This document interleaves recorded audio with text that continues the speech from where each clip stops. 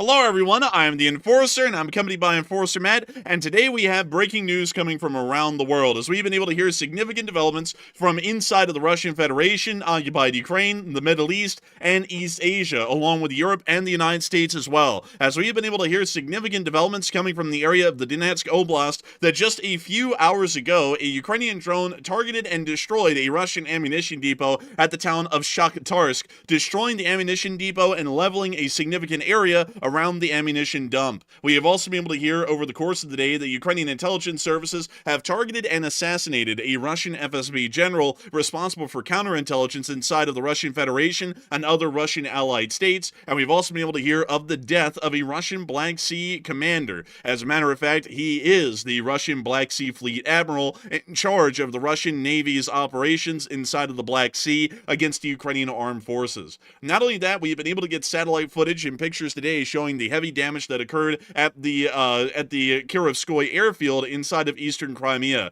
as it does appear that all three helicopters, which were claimed to have been destroyed by the Ukrainians originally, the Mi-28, the Mi-8, and the Mi-26, are confirmed destroyed on satellite picture, along with the Pantsir S-1, which was destroyed as a part of the airfield's defense perimeter. Outside of that, we have also been able to hear the Ukrainian armed forces have continued to hold the lines in most places along the active front. Outside of that news, and in the Middle East, we have been able to hear that the Israelis have come under attack today by Hamas, an Iranian proxy force, which has been firing Qassam unguided rockets into the southern area of Israel, specifically towards the town of Sderot. We have been able to hear that air defense was able to successfully intercept the Qassam rockets, but this is blatantly in the face of the attempted ceasefires that the United States is trying to negotiate at the moment. We have also been able to hear inside the Islamic Republic of Iran that the Islamic Republic of Iran has closed off their airspace once again to the outside world, with a NOTAM being issued today, and we've also been able to hear a mysterious air defense fire directly around the Bushehr nuclear power plant. We have not been able to record or report any impacts or explosions within the area, But this is one of a multiple string of rash of air defense attacks or firings that we have seen so far with absolutely no proof of any incoming munitions attempting to hit the surrounding area. We have also been able to hear inside of the East Asian area that the Democratic People's Republic of Korea is going to be supplying an additional two Korean People's Army infantry regiments, nearly 12,000 strong each, to the Russian Federation here within the near future. And we've also been able to hear from inside the Republic of India that the deteriorating relations between the Chinese and the Indians is beginning to coalesce into reality, as the Prime Minister of India, Modi, has made a statement that the Ministry of Defense of India should find and remove all Chinese-made parts from their supply chains and their logistical supply structures, as India continues to distance itself from the People's Republic of China and the greater BRICS alliance in general. We have also been able to hear inside of Europe today that the Germans will apparently be now moving to inspecting all shadow tankers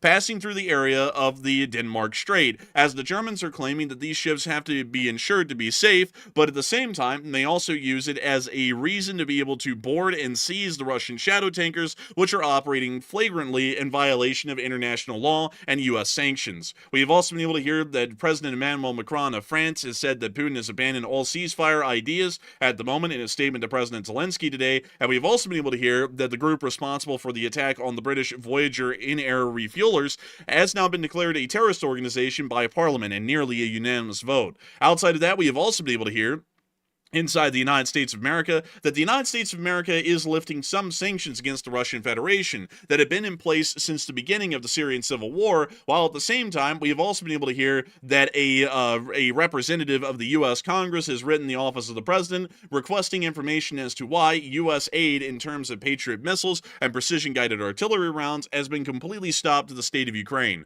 We have a large amount of news to be covering today, quite literally from every single region of the world outside of Africa and South America. And we have a absolutely massive piece of news to start off this coverage with tonight, and that is the fact that a significant Russian ammunition depot has been targeted and destroyed just in the past 3 hours just outside the city of Donetsk. Outside the city of Donetsk is a small town called Pokrovsk, which you can see right here. It is a general suburb, a town, or more so a connected town to the city of Makivka, and the city of Makivka is largely considered an extension of Donetsk. This city is incredibly far east, at least as far as the geography of the Donetsk Oblast is concerned, and not only that, it is along a major highway and railroad that is able to be accessed from the Russian Federation. This has made it an ideal spot for Russian logistics to be operated out of, and from what we can tell, a decent amount of logistical stores, including ammunition and other sorts of equipment, are housed in facilities around the general area of Pokrovsk, including one ammunition facility that we were able to hear of a little bit earlier today, which is decently significant in size. To really quickly show y'all exactly where it is, this is the ammunition depot that was hit. We were able to line up the footage, or at least the Frontline Observer was able to line up the footage and geolocate it to the exact specific spot around Pokrovsk where the ammunition explosion occurred today, and it was quite a significant one. From what we are able to understand, a Ukrainian drone flew to the area, targeted the facility, and then landed pretty much directly on top of it, causing a significant explosion and a massive amount of damage that then resulted from the Ukrainian drone attack successfully striking the building and starting a blaze. We were able to see that at least at the start, right after the drone hit, it was a generally smaller explosion, which we could see in the clip right here.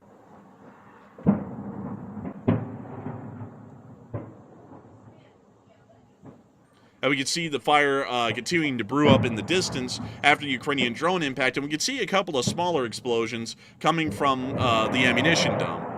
We can also see a couple of air defense missiles possibly firing out as well as they caught on fire and cooked off. It wasn't that long after that we were then able to see something that could only be described as a near-nuclear explosion. Let me show this to y'all really quickly, and let me make sure that we get this in full frame so that all of y'all can witness the size and scale of this explosion, as it was one of the largest conventional explosions that we have seen on Ukrainian soil, whether occupied or Ukrainian, throughout the entirety of the conflict. And here is the clip. And there it was. Ебать.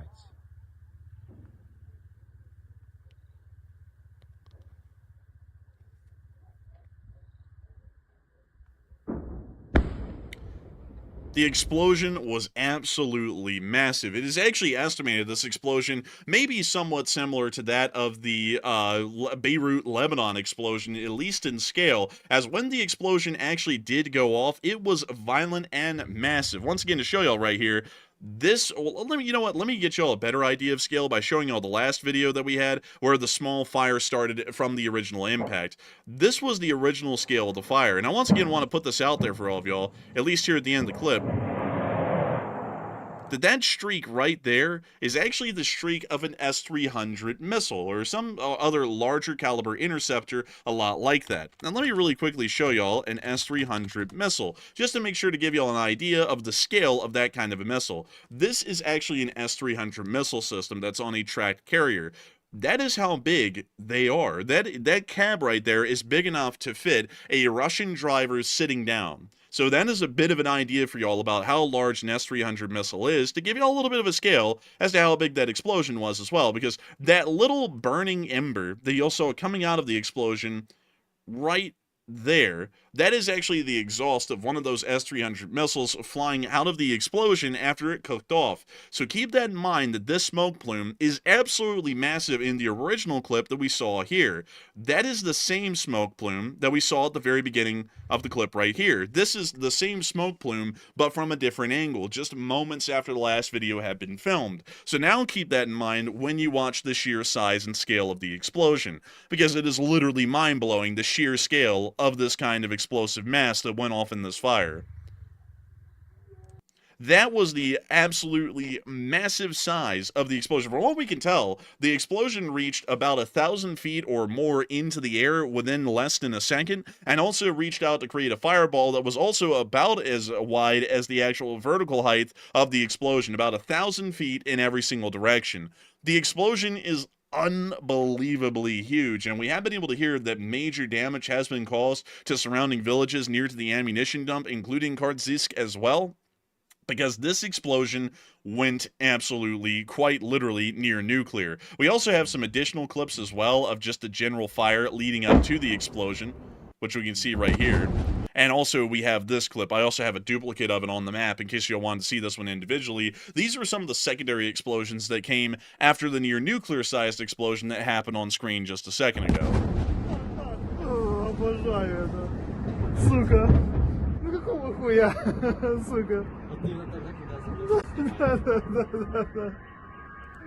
And then this is also another clip. This is actually one of the closest clips that we have of the actual explosion. So here it is again. Ух ты, ебать его в рот, нахуй. Вот это въебали. And that's the end of the clip. But still, just get the absolute scale. That right down there, those aren't bushes, those are trees, maybe about 100 feet tall.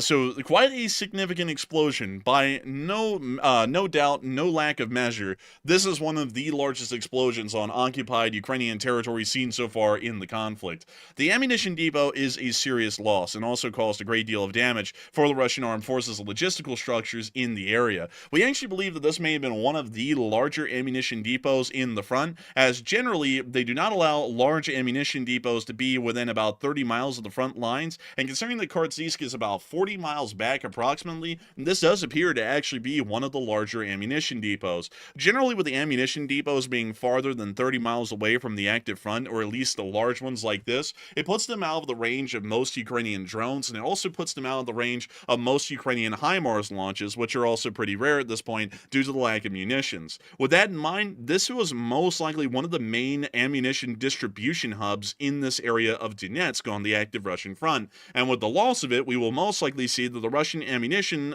situation, at least in the battles of Toretsk and Pokrovsk, may start to be greatly impacted, as a large amount of it did just go up in a giant fireball, or a near nuclear fireball, in that explosion that happened in Toretsk. But an unbelievable explosion nevertheless. And it is once again showing us that the Ukrainian armed forces have a decent amount of spark and fire left within them, if that Russian ammunition depot is anything to go off of.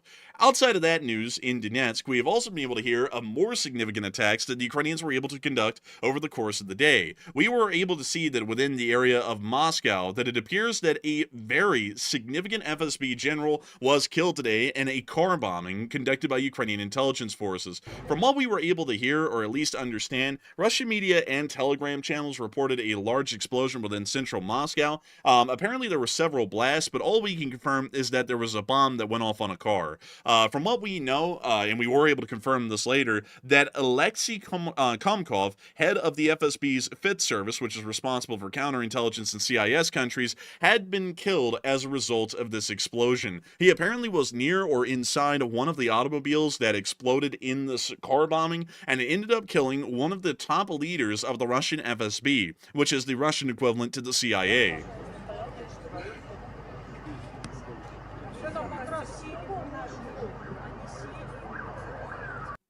That's the end of that clip, but still giving us clear confirmation that that Russian general, Alexei Komkov, had been killed today inside of that explosion. Alexei Komkov has been painted in Russian media in a different light than what his actual role intended. Alexei Komkov, shockingly enough, was about 80 years old. But the other thing that's also a little bit interesting about Alexei Komkov is that Komkov actually was responsible for all counterintelligence operations, not only in the Russian Federation, but in all CIS countries, meaning most countries that are allied to the Russian Federation, like Belarus and others.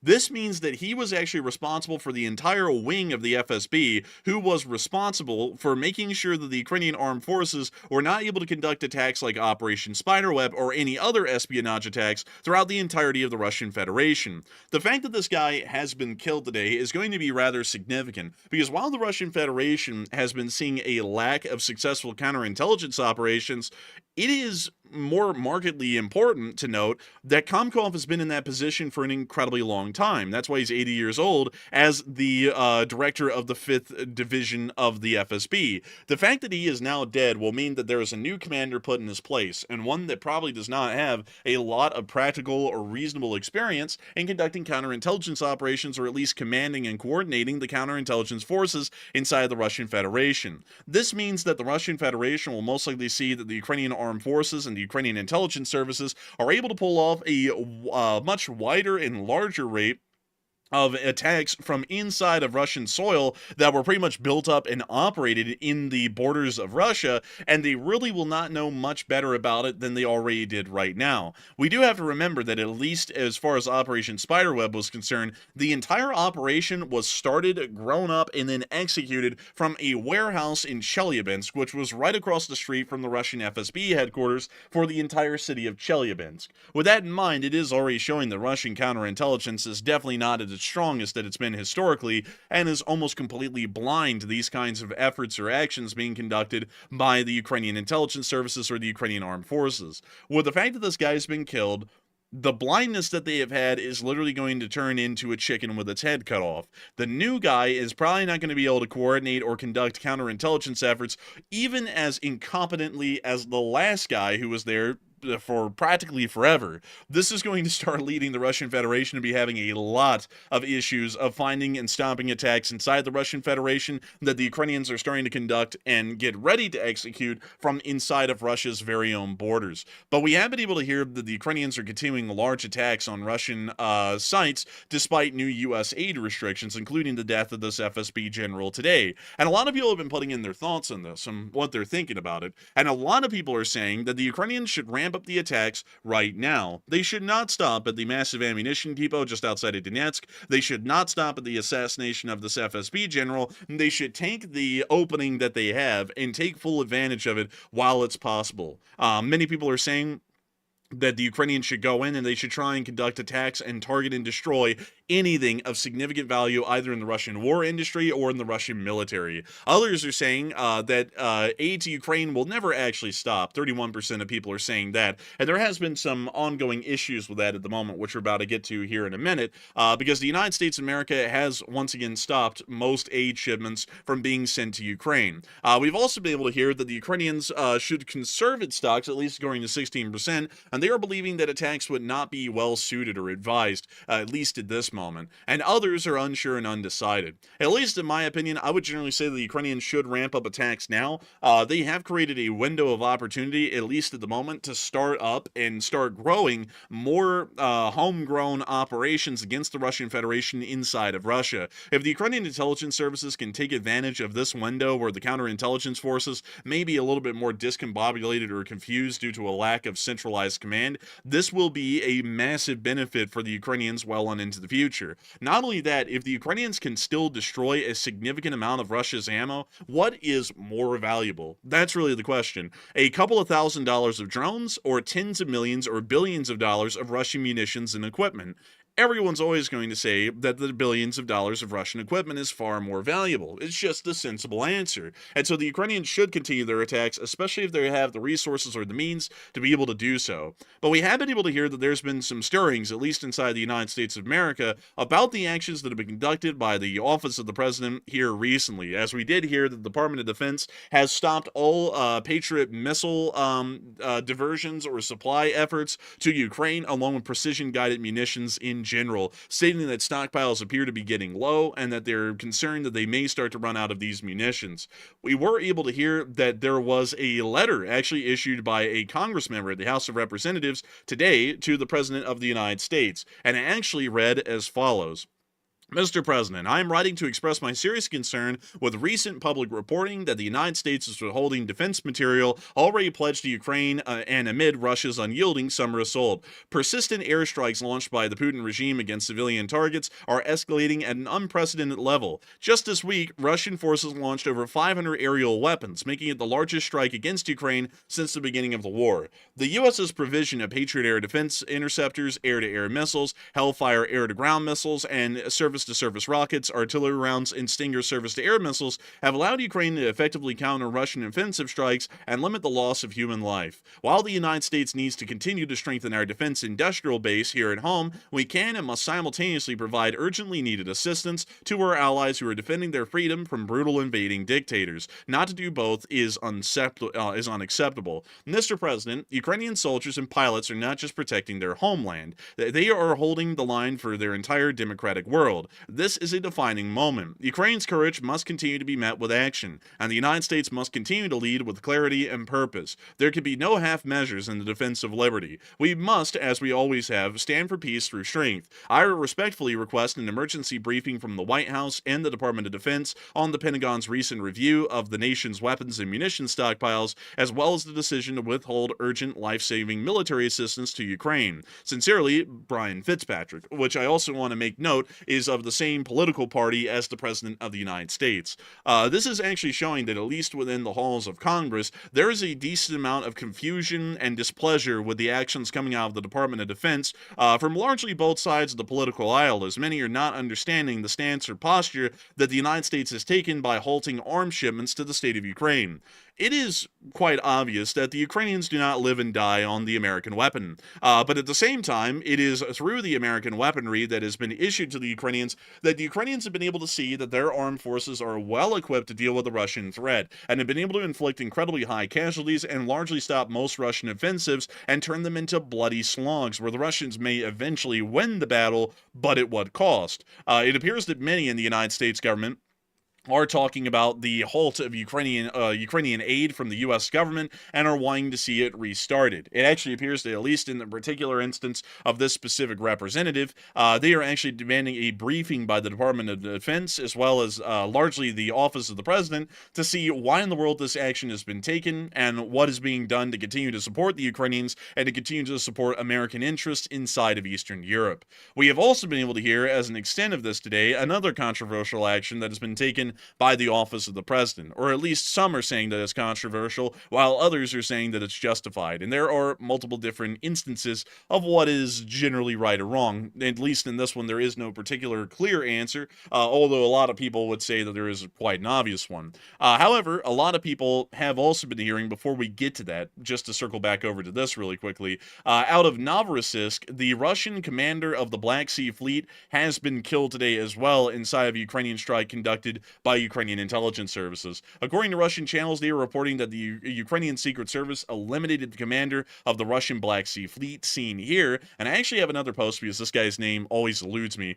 His name was Admiral Ildar Akhmetov. This is the guy right here. He pretty much already looks like death warmed over, or he may look like he's a member of the Addams family. But beyond that, he ended up joining the ghouls today after the Ukrainian intelligence services were able to whack him. We're not exactly sure the details as to how the guy got greased. He could have been greased in a car bombing, a lot like the one that happened in Moscow. Someone could have just shot him. That, funnily enough, happens a lot with Russian naval officers. They just generally get shot down on the streets. We don't really know what has exactly happened to get the guy killed. But one thing is quite clear, that he will be joining the Moskva in the submarine forces, at least here recently. It does appear that a lot of people noted that at least over the course of the day, today was a very dark day for the Russian Federation's top commanders in the FSB and the Navy, as it does appear that 2 of them ended up getting taken out over the course of the day. And with reports coming out of the Russian Black Sea Fleet commander getting killed, a lot of people are wondering what's going to be happening next. Are the Russians going to ramp up attacks, assassinate officials, or do nothing? And it seems as though there's a decent amount of people who are going with at least 2 prevailing ideas. 44% of people are saying that Russia will ramp up the attack slightly. Others, 33%, are saying that the Russians will do nothing. That's all. There won't generally be a change to what the Russians are currently doing. Others are saying that the Russians will assassinate some Ukrainian officials in response, and others are unsure and undecided. Generally, one thing I do have to say is that the 15%, while possibly what the Russians would dream to do, may actually have not really a lot of credence to what they're saying. We have never really been able to confirm the death of a top Ukrainian official throughout the entirety of the conflict, although many attempts have been made against the lives of pretty much everyone in the Ukrainian government. The Russians have never succeeded. On the other hand, a lot of Ukrainian attacks like these have succeeded. So while the Russians may try and assassinate Ukrainian officials, the fact of the matter is that they really can't, at least so far off of a historical precedent. The 44% that are saying that the Russians will ramp up attacks slightly may have a bit of credence to what they're saying. The Russian Federation usually tries to ramp up their responses or attacks to specific incidents or scenarios, but we've also been able to see that in the past, the Ukrainians also killed another admiral of the Black Sea Fleet, and generally the Russian response was non-existent. They pretty much pretended like the guy didn't even get killed, and pretty much covered up his death until months later, when they finally disclosed that he had been killed in the Black Sea Fleet headquarters inside of Sevastopol. The 33% that are saying that the Russians will do nothing, and that's it, I would largely have to agree with that notion, in my opinion. There isn't really much more that the Russian Federation could do at the moment. Unless if they wanted to launch off an IRBM or an ICBM at Ukraine that was not nuclear armed, which they've tried and failed to do several times here in the recent past, there isn't really much more that they could do. They are already at their max capacity for drone attacks against the state of Ukraine currently, and it doesn't really appear that they're going to be going anywhere else with that. It actually sounds, at least at the moment, that many people in Russia, in the Russian Ministry of Defense, are claiming that the attacks are going to have to be scaled back because they're starting to run low on the available number of drones, at least here in the present day, and they're going to have to wait for their manufacturing base to expand and grow to allow for larger attacks at a continuous basis. So with that in mind, there really isn't much more that the Russian Federation could do. So I'd actually have to be with the 33% and say there's not really a lot that can be done at the moment by the Russian Federation to respond to the death of this Black Sea Fleet admiral, which ended up getting killed today. We also were able to hear, jumping right back to the United States again, that the United States of America has taken an action that has been viewed as controversial today by some people and others as justified. To give you all a little bit of background to what happened today, the Russian Federation was heavily involved in the Syrian civil war and supported and backed the Bushehr al-Assad regime while that conflict was going on for about 12 years. The Bushehr al-Assad regime did collapse at the end of last year as the Tahrir al-Sham, led by al-Jilani from Idlib in northwestern Syria, ended up conducting a lightning offensive that not only took the city of Aleppo, but broke the Syrian Arab army's front lines and immediately started a race through the major highways to Hama, Homs, and then eventually Damascus. With that race to Damascus, the Assad regime collapsed almost overnight, and Bashar al-Assad went into hiding inside of the Russian Federation. But throughout the entirety of the conflict, not only did the Russian Federation directly support the Bashar al-Assad regime with indirect support, such as helicopters helicopters and aircraft operating inside of Syria against rebel forces, but we also were able to see that the Russian Federation provided a significant amount of arms and equipment to the Syrian Arab army under the control of Bashar al-Assad. As a result of this, the United States, particularly under the Obama administration, actually implemented a strict regimen of sanctions against Russian arms dealers to stop them from generally selling weapons to just about anyone in the world. It was quite a restrictive sanctions list, and then later that sanctions list would be further revised and added on to after Russia's illegal annexation of Crimea, once again under the Obama administration. These sanctions had been kept in place under the prior Trump and Biden administrations as well from 2016 to 2024, but recently we have been able to hear that just today the current president of the United States did lift the sanctions that specifically were implemented against the Russian Federation for their provision of arms and weapons inside of the Syrian Arab Republic.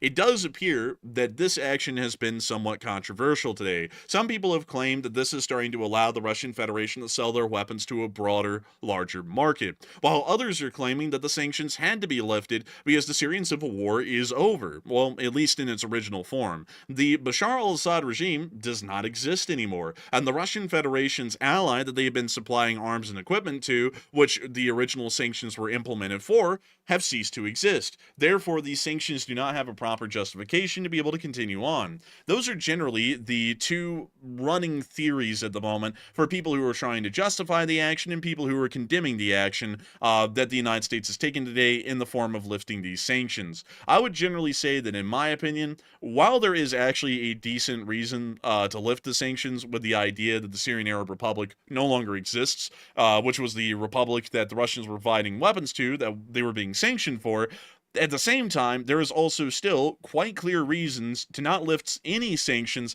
against the Russian Federation, and that's the fact that the war in Ukraine is ongoing at the moment, which the United States has declared is illegal. It was just recently, about last week, that the President of the United States at the NATO summit said that the Russian Federation has clear ambitions to invade the rest of Eastern Europe. So I would say that regardless or not, whether the original civil war ended in Syria that we were sanctioning for, the sanctioning should still continue because the Russian Federation is still up to the nefarious and criminal actions that they were conducting inside of Syria, inside of Eastern Europe.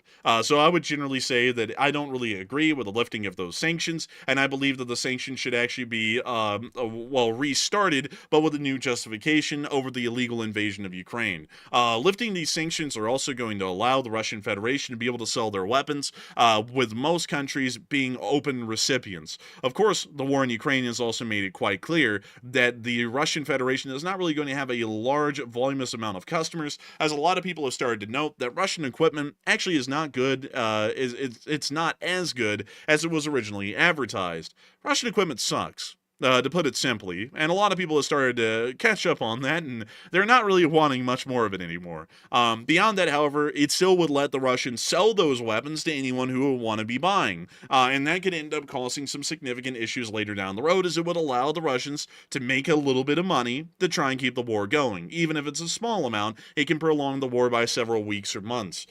So we'll have to wait and see what exactly goes on with that, but generally a controversial decision to say the least.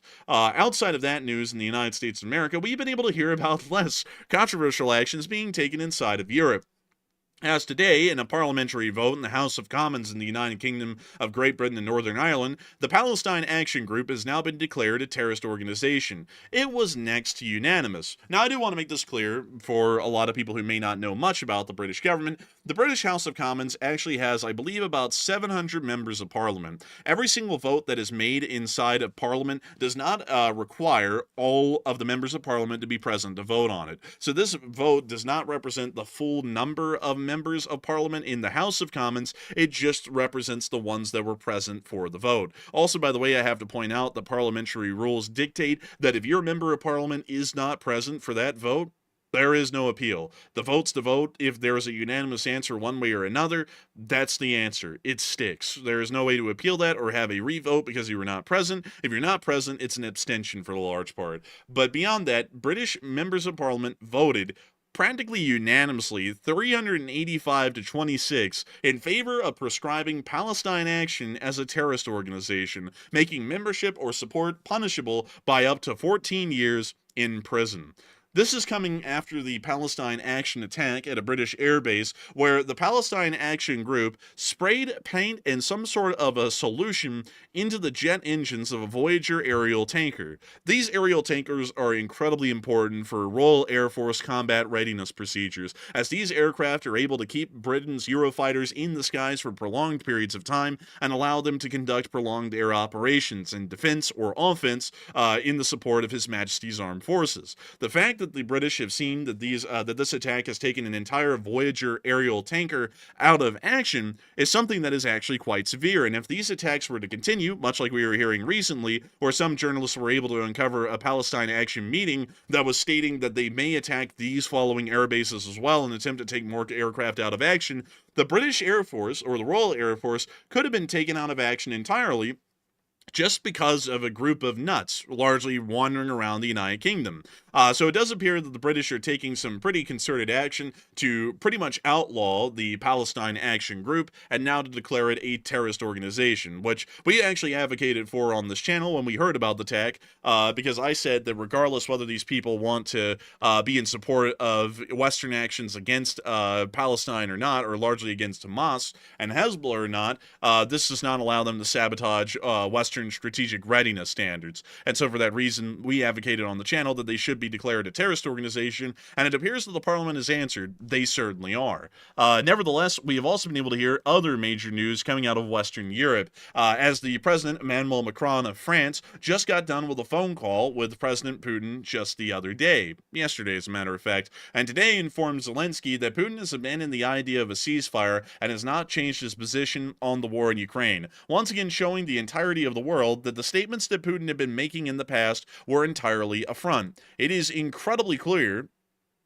that the Russian Federation is not really looking for any kind of a peace anytime soon, and will most likely continue their hostile stance or warlike stance, at least here at the moment. And it does seem as though the Russian Federation will not be looking for a way out or looking for any kind of a peaceful resolution, making it incredibly clear that the West can either give up or let the war keep going so that way the Ukrainians can have a fighting chance to survive. But still, the Ukrainians not only have a fighting chance to survive, if they get enough weapons, they'll actually be able to hold the Russians back and eventually wear them down. We've already been seeing that over the past 3 years, so it's not really like that's a question or even just a slight chance. It's a certainty that as long as they get enough supplies and equipment, they can hold the Russians back. But still, outside of that, we have also been able to hear inside of the Denmark Strait that Russian shadow tankers are to be inspected in surprise inspections by the German Coast Guard and Navy. According to Reuters, Germany is to begin mass inspections of Russian Shadow Fleet tankers in the Baltic, and starting July 1st, the German authorities will begin requiring tankers to provide information on insurance coverage in the event of oil pollution damage.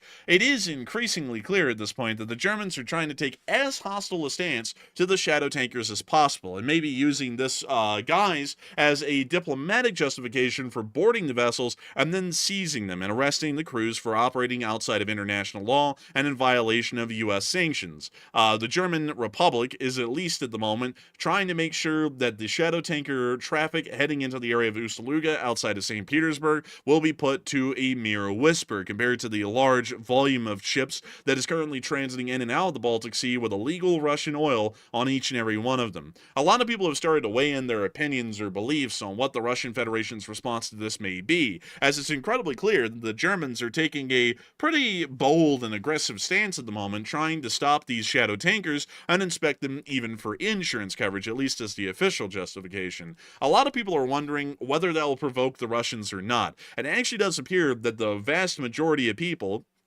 are believing that the Russians will certainly respond, with 55% of people believing that will be the case. 36% are saying that the Russians will be too scared to respond, which may also be the case because the Germans will apparently be inspecting these in the Strait of Denmark, which isn't exactly a place for a slug out. That is a place to get killed for the Russian Navy for the large part, because the thin passages will pretty much make it anti-ship gauntlet hell.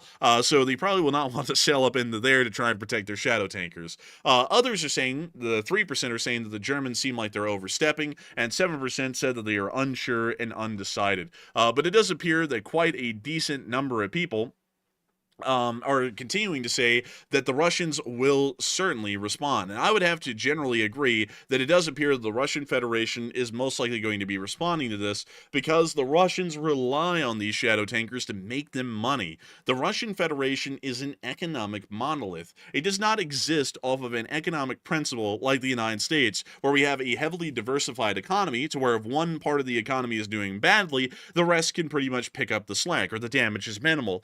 Russia's entire economy runs on the oil industry. If the oil industry and the petroleum industry go down, the whole country goes down with it. So if the Germans are trying to stop and inspect these vessels, then use that as a justification to seize or impound them, the Russians are going to have a fit because that is literally the money-making machines getting seized by the Germans. They're largely not going to allow this. I have a feeling that the Russians are about to start making a giant spat about this and probably get openly violent about it as well, because this will actually start to threaten the very war in Ukraine itself, because the Russians don't have money to keep financing the war. They can't keep it going. And so the Russians would probably see that if the Germans started to seize and impound every shadow tanker passing through the Denmark Strait, they're probably going to start running out of money within less than a year, and the Russian economy may start to collapse at about that same time as well.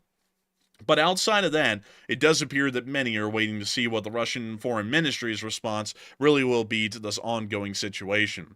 Outside of that, we have also been able to hear some developments inside of Asia today, inside of the Indian subcontinent and East Asia as well, in the Korean Peninsula, as we have been able to hear that the Russians are currently going to be expecting even more North Korean soldiers to be provided to the Russian Federation, as according to a CNN report, which was citing Ukrainian intelligence, stated by Kirill Budanov today, 30,000 North Korean troops may join the Russian forces soon. We generally have an understanding at the moment that the Korean People's Army, which is the army of the Democratic People's Republic of Korea, also called North Korea by many, is mostly providing infantry regiments to the Russian Federation.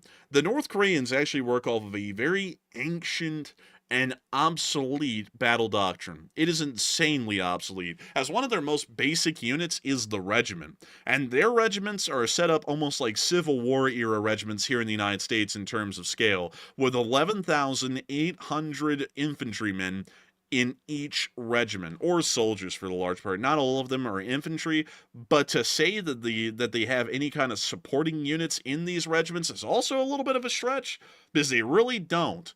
This entire infantry regiment, if we were to say that it was actually sent into Russia as a true infantry regiment, these 12,000 men that are in each regiment pretty much only have about 32 T-55 or T-62 main battle tanks to support them. Pretty much meaning that these infantry regiments have no direct fire support from a tank, and they also have hardly any indirect fire support in terms of artillery. There is a very small amount of heavy mortars and light mortars that are present in these infantry regiments, usually ranging only in the dozens, and as far as towed artillery pieces, they are practically non-existent.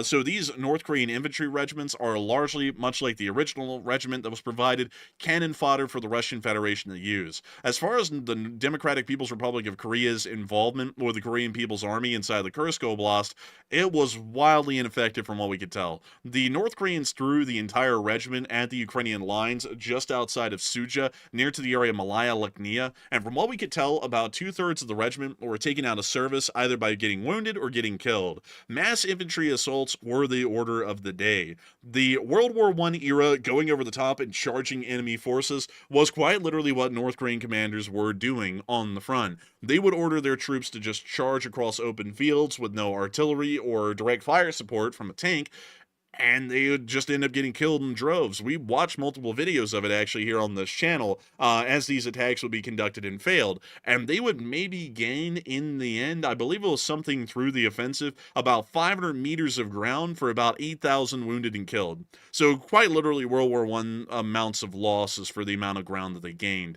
It doesn't appear that these other North Korean infantry regiments are going to do any better. It actually appears that it's highly likely that they could do worse, because the infantry regiment that was originally provided to the Russians was North Korea's best. It was actually the North Korean Special Training Unit out of Pyongyang, which is made up of North Korea's most elite troops. But to say elite is a little bit of a stretch, because North Korea is a dictatorship, is the best way to explain it, and dictators generally don't listen to other people, and dictators, much like other people, including myself, are a little bit stupid. And so they don't know everything. So the issue with the most elite unit in North Korea is that in terms of actual practical combat knowledge, they had none. The reason why the regiment was called elite was because these guys were martial arts experts, and the North Koreans actually believe, as a part of their doctrine and as a part of their combat knowledge, that martial arts actually serves a role on the modern battlefield. You know, the Jackie Chan kind of martial arts, kung fu, jujitsu, that sort of a deal. And the answer is that it doesn't, because no one's ever going to get close enough to anyone to actually whip out some jujitsu on them. So the fact of the matter is that that stuff just doesn't work. That's the only reason why they were elite. Beyond that, they didn't really have any practical experience or real training on what combat actually looks like. So they got killed en masse. But your normal North Korean infantry regiment doesn't even know martial arts. They just know what we call in the industry bullshito, which is the practice of sucking. So they are going to send these 3 additional infantry regiments, or 2 in some sort of a support unit, into Ukraine, or into the active Russian line at Sumy, and they're going to put them onto the front, and they're probably going to do a lot worse. The only thing that we can expect from the North Koreans is that they sure as hell are fanatics. We could tell that by the infantry regiment that conducted any battle activities in the Battle of Kursk. They were fanatical. They would not stop their offensive, even with most of the unit getting lost. So we can't expect that from the other infantry regiments, but they're not actually going to put up any stiff offensive abilities or defensive resistance for that matter. They suck pretty badly, so we're not expecting much from it, but it is showing that the North Koreans are continuing to provide additional manpower to the Russians in exchange for something else, most likely foodstuffs from the Russian Federation. Outside of that, we have also been able to hear that the Republic of India is continuing to have a falling out with the Chinese. BRICS is something that a lot of people think of as this imaginary boogeyman to the Western world, to groups like the G7, the EU, the Canada-Mexico-America trade agreement, and also all the other sorts of Western trade agreements that we have as well. One thing that's a little bit interesting, though, is that BRICS isn't really that united, or even friendly to each other. You see, the Chinese and the Indians, they hate each other, and they beat each other to death with sticks along the Indian-Chinese border. And you'd think that's an exaggeration, but I'm actually not lying. They actually beat each other to death with sticks on the border. The reason why is because they have a treaty that's been in place since the 60s that states that they can't shoot and kill each other. So both sides decided a way to get around that was to just fashion some poles with pointed ends on them and then just poke each other to death or beat each other to death with these long sticks. Beyond that, however, this has started to get worse recently, and the Indians and the Chinese are having literal battles, almost medieval-style battles, in the Himalayan mountains with each other, as both of them are trying to claim control over a specific area of Ladakh right about here. And also this area in here as well. The Chinese are also trying to claim that.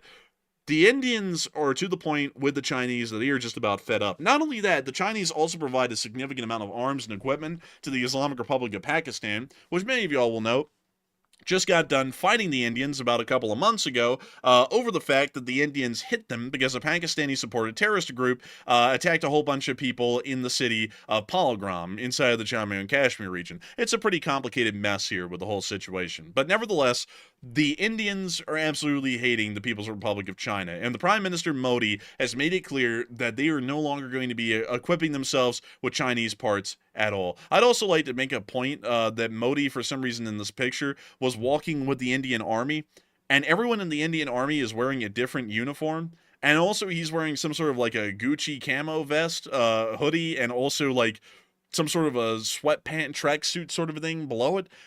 Modi almost looks like a Gopnik. I'm not going to lie, with like this kind of a get up. Like he almost looks like he belongs in like the slums of like Moscow or something, like drinking like vodka and eating simichki. Like it's a little bit weird. But beyond that, Modi has given an order while he was dripped the F out up in the Himalayas that they are going to be removing all Chinese-made parts from Indian military equipment effective immediately. The Defense Ministry of India is going to be carrying out a comprehensive supply chain audit to identify and eliminate Chinese components in any and every piece of military gear, citing national security concerns. Now, that's starting to put it a little bit in the face of folks that the Indians and the Chinese really are not the biggest of friends.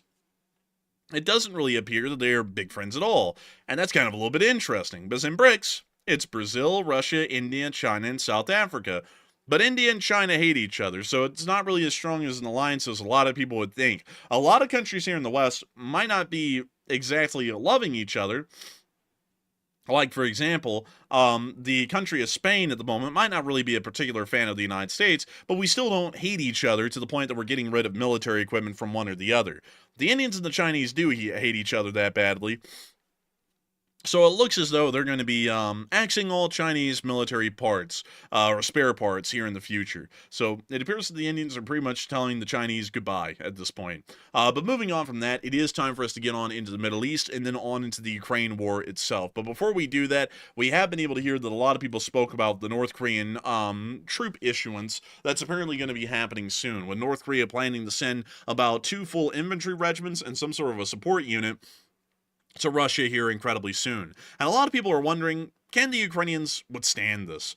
And the answer generally is a resounding yes. 47% of people are saying that the Ukrainians will be unaffected by it, and the other 28% are saying that it seems like a minor issue only. 16% are saying that the Ukrainians will begin to struggle, because everyone knows that the North Koreans are renowned for their fighting prowess. That's sarcastic, by the way. And 10% are unsure and undecided. I would have to go with the 47%. They're going to be unaffected. It had almost no impact on the Kursk offensive, and so I have a feeling that wherever these troops end up going, it's not going to be ending up impacting them there. So with that, I hope that does address that the best I can, at least in my opinion, but I don't think this is going to be going much of anywhere. But with that, it is time for us to get on into the Middle Eastern news, and it's also time for us to get on into the Ukraine war news. But before we get into all of that, I do realize, folks, I realize quite vividly at the moment that there is a great deal of questions, a lot of questions, as a matter of fact, that we all have thrown in. And I want to make sure to get to chit-chat with you all, at least here for a brief moment, before we move on into our next bits of news, as we still have a lot to go. But before we get on into that, we are going to address a couple of questions, at least at the moment. And we actually have a $100 super chat from Lord Cog. Hey! And Lord Cog said, thanks again, and a huge thanks to you, Lord Cog, for the amazing support in helping this channel to keep on running. If it wasn't for folks like you, this channel would not be possible. We thank you incredibly for enjoying this channel and supporting it and helping it to keep on running, because if it wasn't for folks like you, the channel would have never been possible. We would have never been able to make it a reality.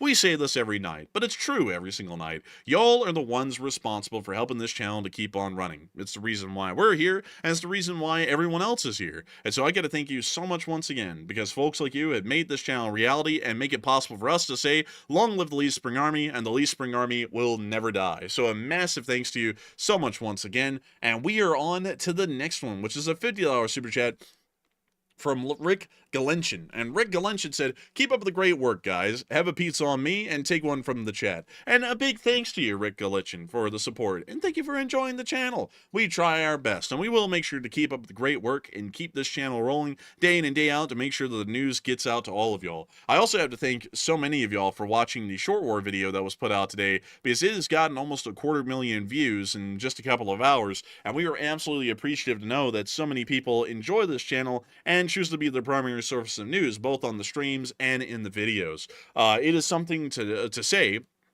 that we can just we can actually make this thing a job and a business for the large part to be able to inform you all with the news, and that tells us that we have to be doing something right, considering that a lot of people are enjoying and watching quite literally daily. But a huge thanks to you so much once again, and we will make sure to get a live chat in honor of Rick Galenchin. And the live chat that we are going to be getting is going to be from AF Kaplan, and AF Kaplan said, regarding the distance of India from China, do you think this will serve to weaken the BRICS alliance in any significant way? And the answer is yes, because this pretty much kills off all of those great BRICS conspiracy theories that a lot of people are having out there in the world about, oh, BRICS is going to combat and destroy the New World Order, or there's going to be a mega BRICS currency that kills the dollar. None of that's going to happen because India hates China. So what two countries that hate each other goes, yes, let's bind each other permanently into a unified currency? It's not going to happen. It's never going to happen. because China's going to say, I'm not doing that because India could sink the currency just to screw us over. And India would say, I'm not doing that because China could manipulate the currency and destroy our economy if we do that. So they're not going to create a unified currency. They're not going to create a united military alliance either because they all hate each other. They're not going to do any of that. None of that's going to happen because they hate each other. So pretty much it kills everything that BRICS could really do. And also BRICS is a really, really loose alliance. It's not the kind of economic alliances that people think of. Like, for example, the European Union. The European Union is probably what I would say one of the most successful economic alliances ever seen on the planet. I mean, so successful it's pretty much united Europe into one giant confederation for the large part, made up of multiple nations, but they almost operate as states within the European Union system. It's actually quite impressive that they were able to pull that off. Whether people like or dislike the European Union, I'm not really here to discuss that. But one thing I will say, though, is that the European Union, as far as a combined economic power goes, has done a lot that has made pretty much the face of Europe change forever. It has tied every single country in the region to a unified currency, except for a couple, like, for example, Norwegian and Sweden, which opted to use their own currency, along with the UK while they were still in the EU, which also used their own currency. But a lot of other European countries use the euro, which has made currency conversions, at least across the whole of Europe, a thing of the past. You can just use the euro anywhere. Another interesting thing is the customs union. You can pretty much import anything into Europe, into Germany, France, Poland, or anywhere else, just about the same as you would in any other country. It's literally one giant customs union, which is also pretty impressive from a trading aspect. It's nuts what the EU has done. But as far as that goes, the BRICS is not the EU. The EU is a creature unto itself, and it really is at least as far as what they've been able to achieve, creating their own customs union and implementing a unified currency. It is truly a kind of its own in the world. You won't find anything like it anywhere else. BRICS is not that.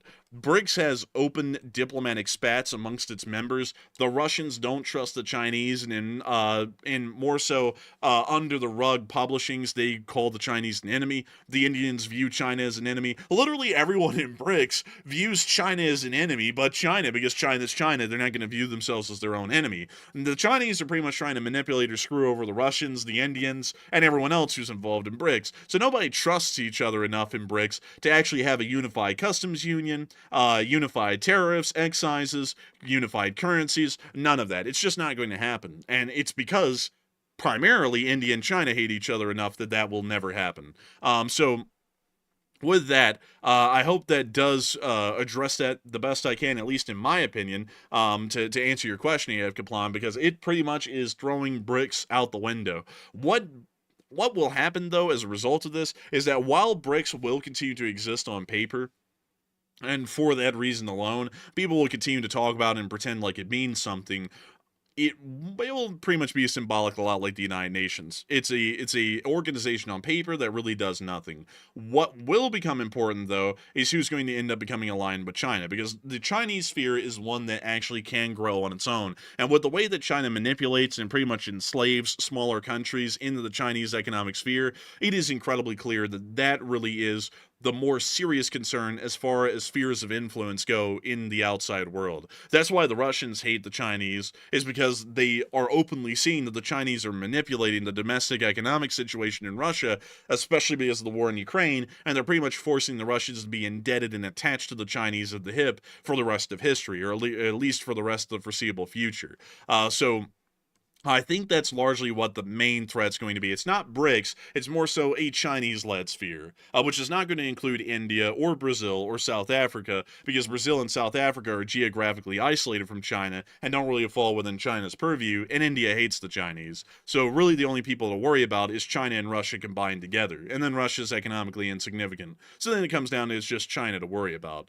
So with that, I hope that does address that the best I can. A big thanks, Rick Galichin, for sponsoring that live chat and helping this channel to keep running, because that was actually a really good question, and I loved answering it. Those kinds of questions are actually fun to answer because the answers are something that has been rehearsed time and time again behind the scenes. So with that, I hope that does address that the best I can, in my opinion. I also see a lot of people talking about the BRICS. You know, something that is kind of funny to me is that there are a lot of these little stupid organizations like BRICS.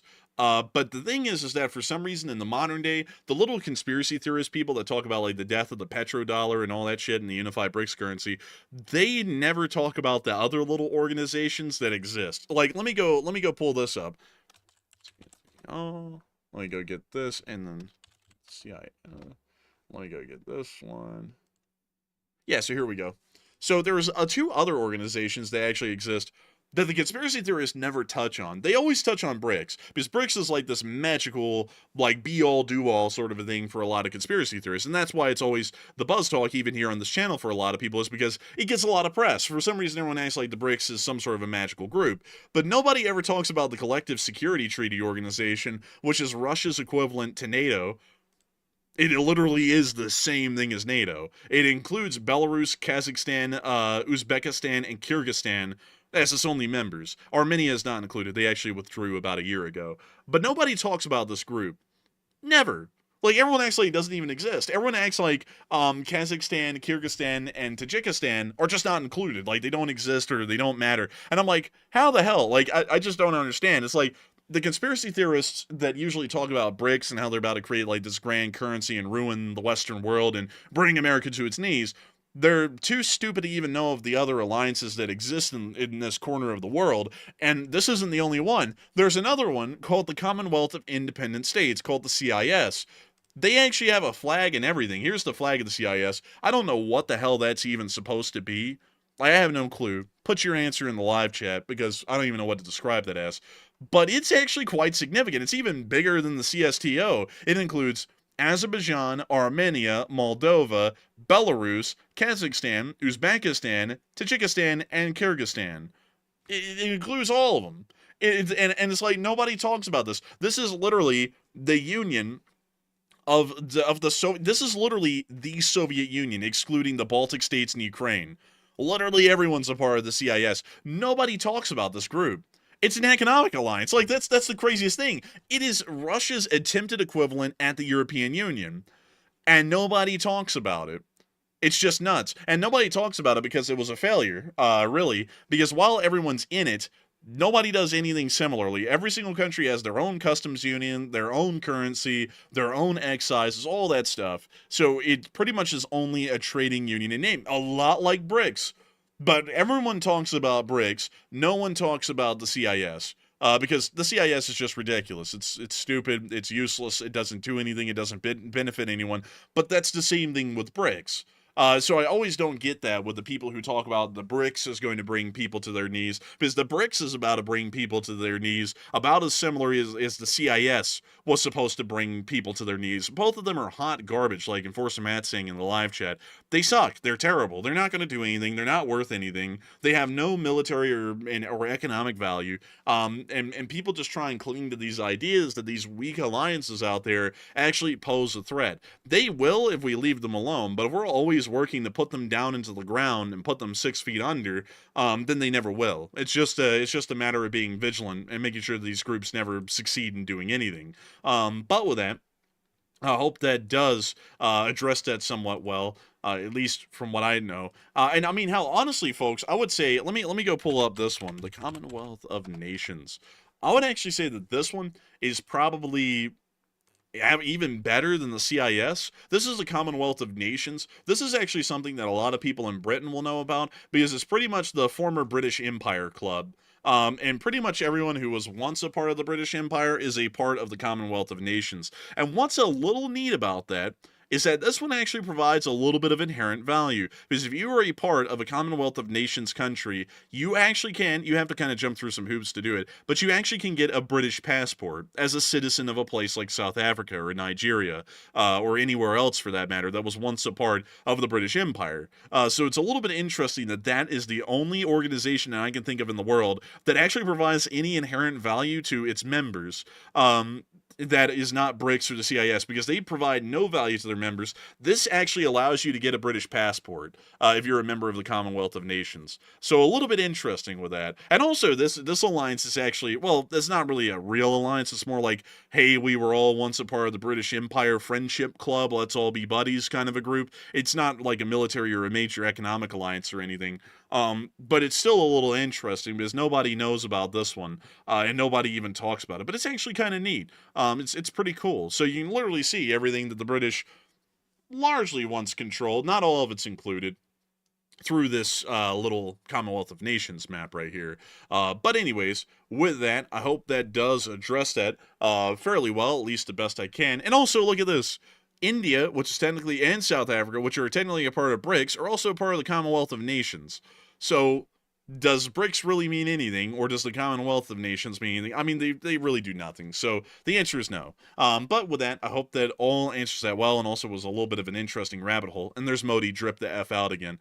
Just a little surprise, like jump scare Modi. But anyways, moving on into our last question, we also have a 20 from Sparky 107. And Sparky said, Russia is getting desperate. Will they go to a tactical boom, nuclear, to show the world they are crumbling? I would say no. I think they're probably not going to use a tactical nuclear weapon, because a tactical nuclear weapon being used in Ukraine would be really hard to justify.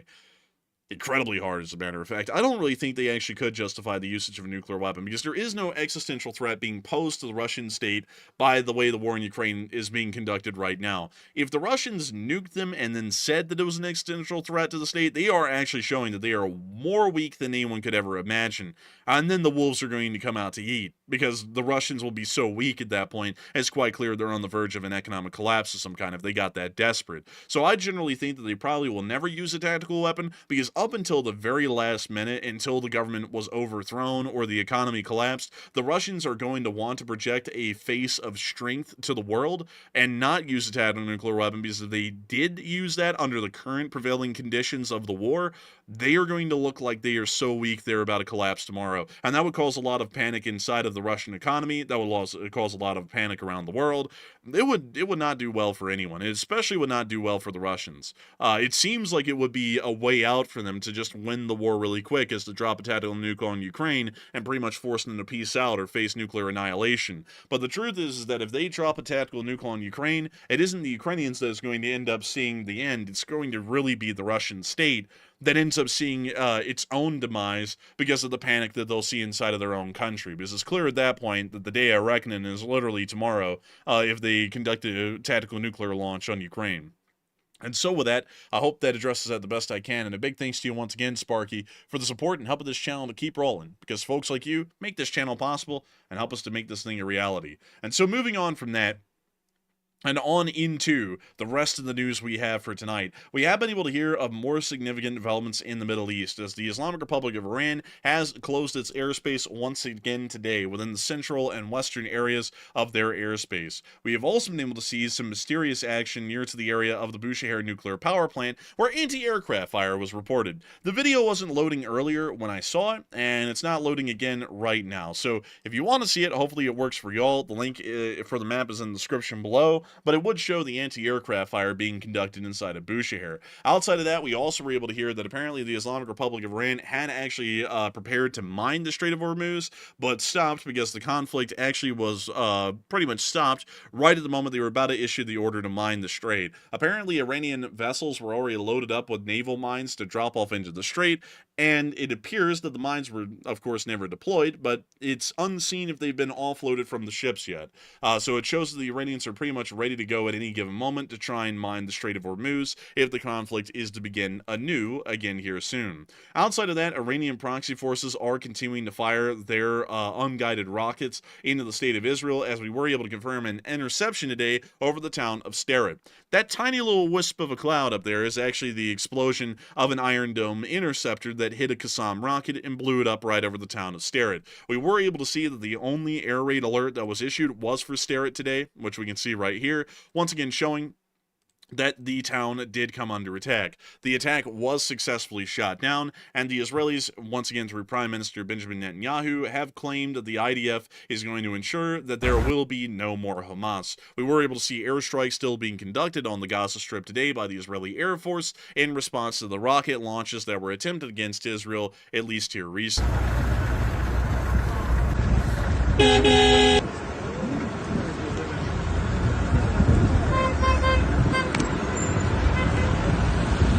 That's the end of the clip. but still showing us that the conflict between Hamas and Israel is still not even close to being resolved. Outside of that, many people are talking about the closure of the Iranian airspace today for a specified period of time, and a lot of people are wondering, what's up with that? And what the dog doing? Or more so, what the Ayatollah doing? And it does appear that a lot of people are saying, 47% are saying that Iran is planning to attack Israel. Another 36% are saying that Iran is expecting an Israeli attack. 9% are saying it seems like a big precaution, and 9% are unsure and undecided. But it is quite pressingly clear at the moment that many people are believing that there is either an attack being soon to be conducted by Israel against Iran or by Iran against Israel. Every single time we've seen them close the airspace so far in such a large swath as this, it was quite clear that one or the other was happening. So I'd actually have to go with the 47% or the 36%, really combining both. Something is going to happen because airspace closures that are pretty much nationwide in Iran usually come with some sort of a reason, cause, or purpose. It's either an Israeli attack against Iran or a planned Iranian attack against Israel. We'll just have to wait and see what is actually going on. And luckily, Enforcer Matt will be back at Enforcer HQ by the time something would kick off in this area. So that is a good thing to know. Also, by the way, once again, a note for everyone before we get on into the Ukraine war news here. I do want to note that once again, Enforcer Matt is not here able to speak tonight. He is in the chat and he's still moderating, running polls, and compiling the spreadsheets, but he is not on air. For some reason, the internet where he is just does not do well. He is here. He is Schrodinger's Enforcer Matt. He is here and he's not here at the same time. He's not on air, but he's also in the chat. So he's kind of here and not here at the same time. He will be back on air though.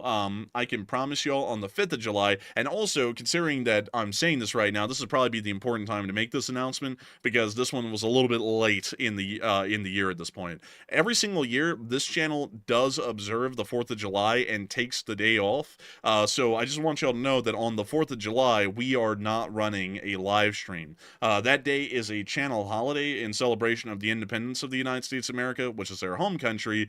So while Enforcer Matt, I can tell y'all, Enforcer Matt is actually going to be back in Enforcer HQ on the 4th of July. We're not even running a stream that day. So y'all will actually see Enforcer Matt back on air on the 5th of July. I forgot to tell y'all that a little bit earlier in the week, but I want to make sure that that's clear, and I want y'all to spread the word that the 4th of July, the stream is not running. It is an observed channel holiday. We'll probably be spending the day just kind of taking it easy a little bit for the large part and just trying to take a little bit of a break, considering that we did not have any breaks at all over most of the last month because of the Iran-Israel conflict, and we were pretty much running 7 days a week. But with that, I hope that does address that well. And also, Matthew, that's not a bad travel thing to give away because no one knows where you're at. No one knows where you're at, but I had to make it clear that Enforcer Matt is going to be returning, but y'all are going to have to deal with this kind of a stream format where it's just me having to yap endlessly for tonight and tomorrow, and then that'll be it. And then on the 5th of July, we're both going to be back on air and then continuing to run the show as a team together. So with that, it is time for us to move on out of the Middle East and on into the state of Ukraine, where a lot has still happened. We were able to hear that in the town of Zhytomyr today, which is along the major E40 highway heading to the city of Lviv from the capital of Ukraine, that a gas station apparently exploded and caused a significant amount of casualties. Still to this point in the day, we have not been able to tell what caused the gas station explosion. It was unbelievably massive, and here's the clip.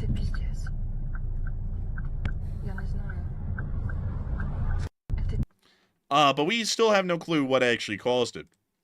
Outside of that, and inside of the Sumy region, we were able to see the Ukrainians were continuing to hit Russian forces with the 47th Mechanized Brigade, scoring a decent amount of hits against the Russian armed forces in the Sumy offensive today. We could see the Ukrainian drones flying around, attempting to find and locate the Russian forces in the area. And we can also see, at least here in this clip, some of the Russian drones being taken down through electronic warfare interference.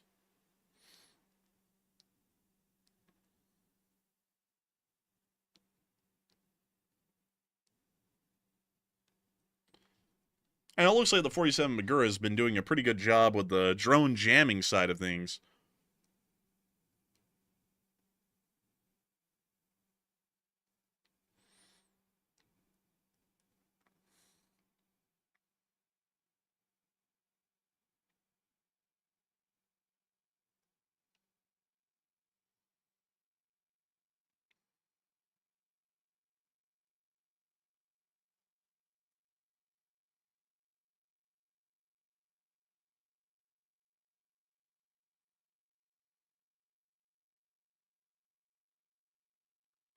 And you see here one Russian drone attempting to struggle its way out, but it will end up failing, and also taking a little bit of a nosedive as well.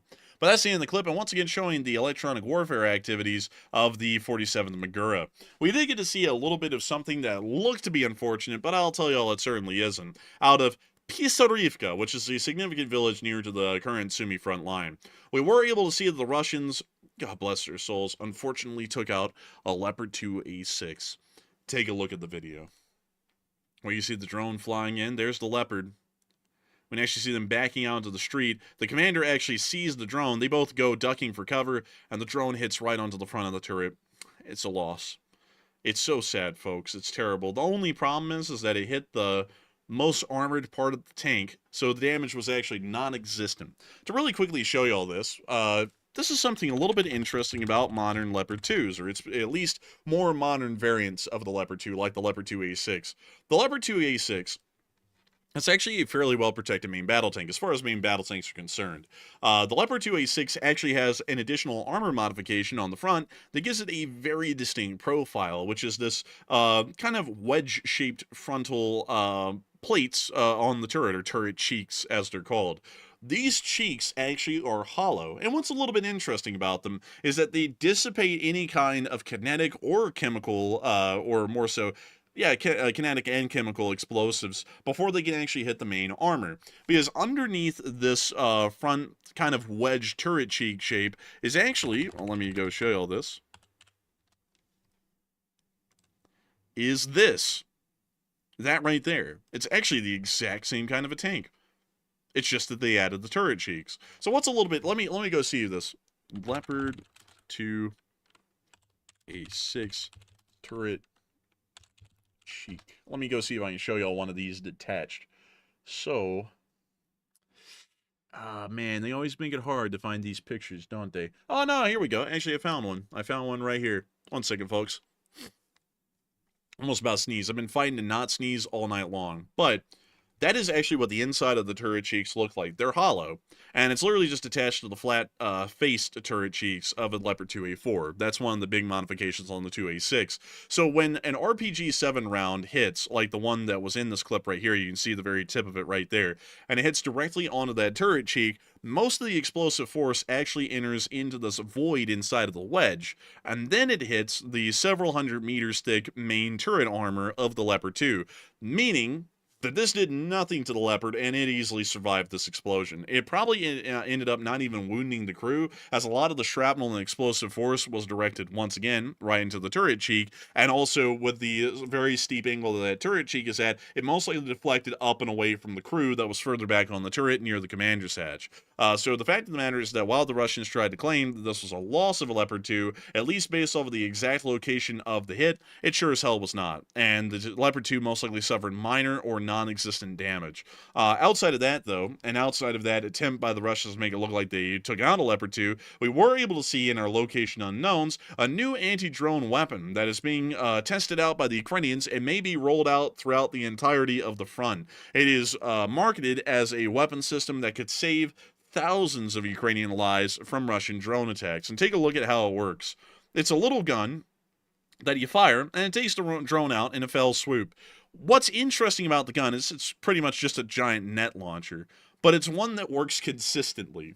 You can actually see that it's a very simple creation here, with a very simple holster that's also provided, but the system is able to shoot out a net with a fairly large spread that is able to clamp onto a drone and then take it down quite easily. So you're about to see them here demonstrating and testing how it works right there. It is able to seize the propellers and pretty much force it to slam into the ground behind the vehicle harmlessly.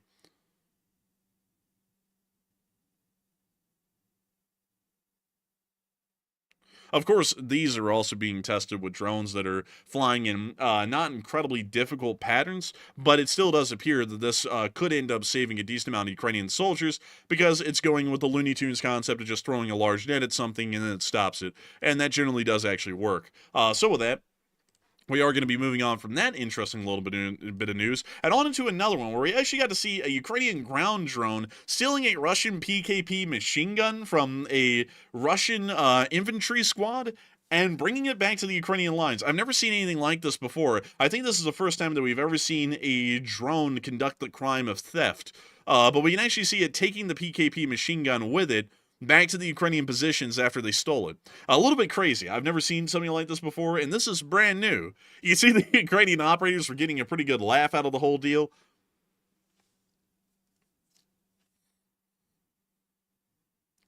And we see them here showing off the machine gun that they stole. Pretty cool. I've never seen a Ukrainian drone conduct a yonky sploinky before, but that is the first time that we've ever been able to confirm a drone has stolen something. So it now appears that we'll be having to add drones to the crimes, or the crime reports here in America, that you can now have a stolen firearm stolen by a drone. And so with that, we are now going to be moving on to the Russian casualty report, as we have also been able to see that the losses have been significant today in some ways. Ms. Disa, keeper of the record, stated that average troop losses are staying above 1,000. Other categories are about usual number of daily losses. And that is, as a matter of fact, correct, as we were able to confirm that 1,100 Russian forces, or Russian infantry, have been wounded and killed over the past 24 hours, along with 3 APCs, 90 supply trucks, 2 main battle tanks, 73 drones, and 40 artillery pieces, along with 1 anti-aircraft warfare system.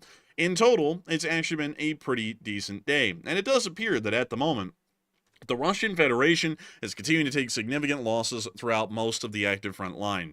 Moving on into the area of Arapivka, near to the Kupiansk front, we did get to see the 14th Brigade Switchblades targeting and destroying Russian vehicles through this area of the front.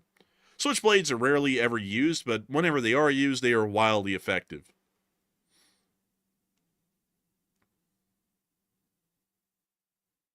We can see them continuing to hit multiple other vehicles.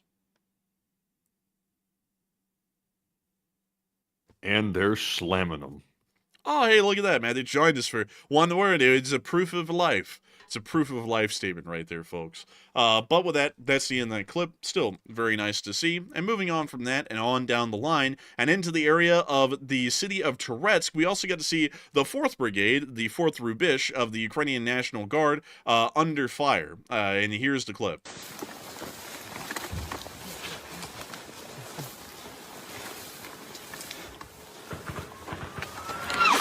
Ooh, that was incredibly close. And we hear the shells coming on down.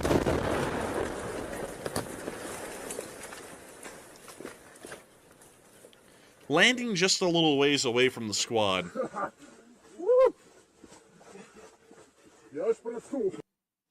That's the end of the clip right there, but still very nice to see, and good to know that the Ukrainian 4th Brigade is continuing to fight within the area, and it looks like the artillery was called a little bit off from the mark. Outside of that, we were not really able to get any clips from the Pokrovsk front today, and that actually is going to be bringing us on up into Kyiv to cover the speech from President Volodymyr Zelensky here on day 1225 of the war. So, without further ado, here is the speech. Peach! Бажаю здоров'я, шановні українці. Кілька важливих речей за сьогодні. Щойно була зустріч з підприємцями, членами Американської торговельної палати. Значимі бізнеси. Я подякував їм за роботу в Україні та з Україною. Це компанії, які сплачують податки в нашій державі та зберігають робочі місця. Але також це компанії та люди, що мають значний вплив. Для усіх нас в Україні важливо, щоб кожен зараз використовував свій особистий вплив заради спільного результату. Продовження американської підтримки для України, для нашого захисту, для наших людей – це наш спільний інтерес. Усіх в державі.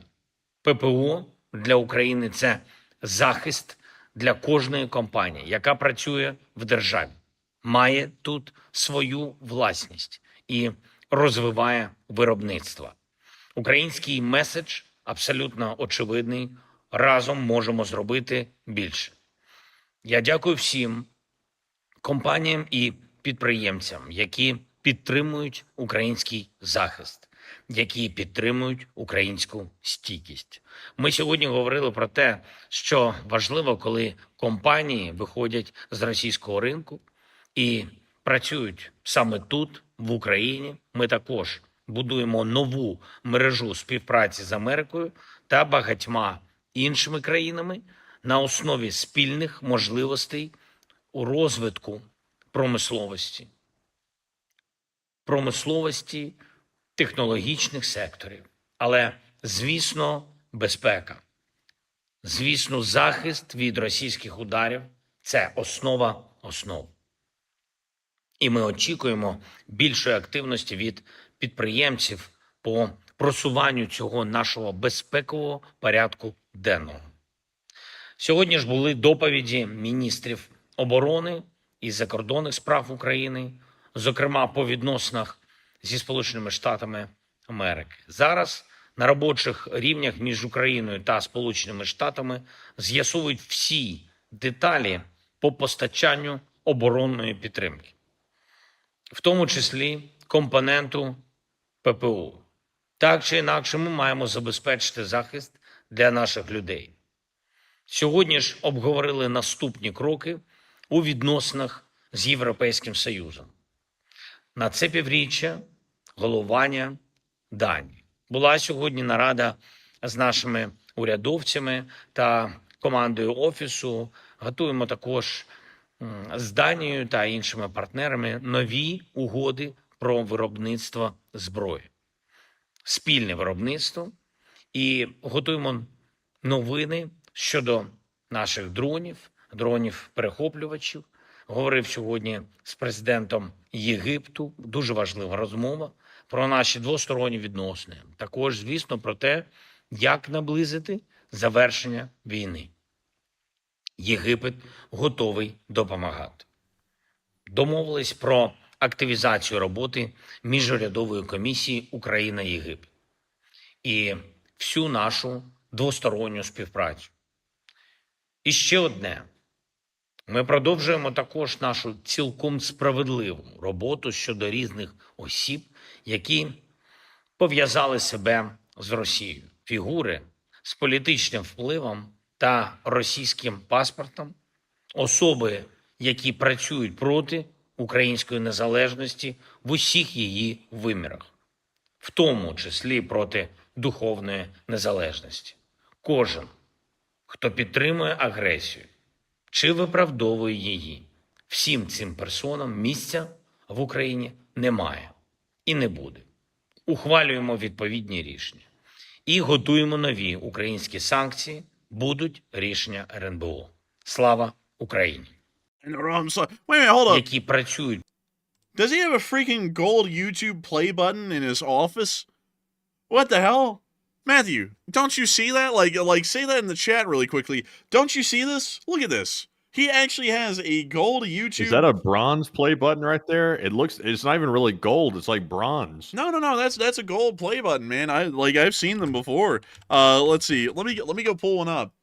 Yeah, dude, that's a gold. I have like 30 seconds to speak, but it looks bronze, honestly. Oh, he's already breaking up. No, that's gold, dude. Look, that's the gold one right there.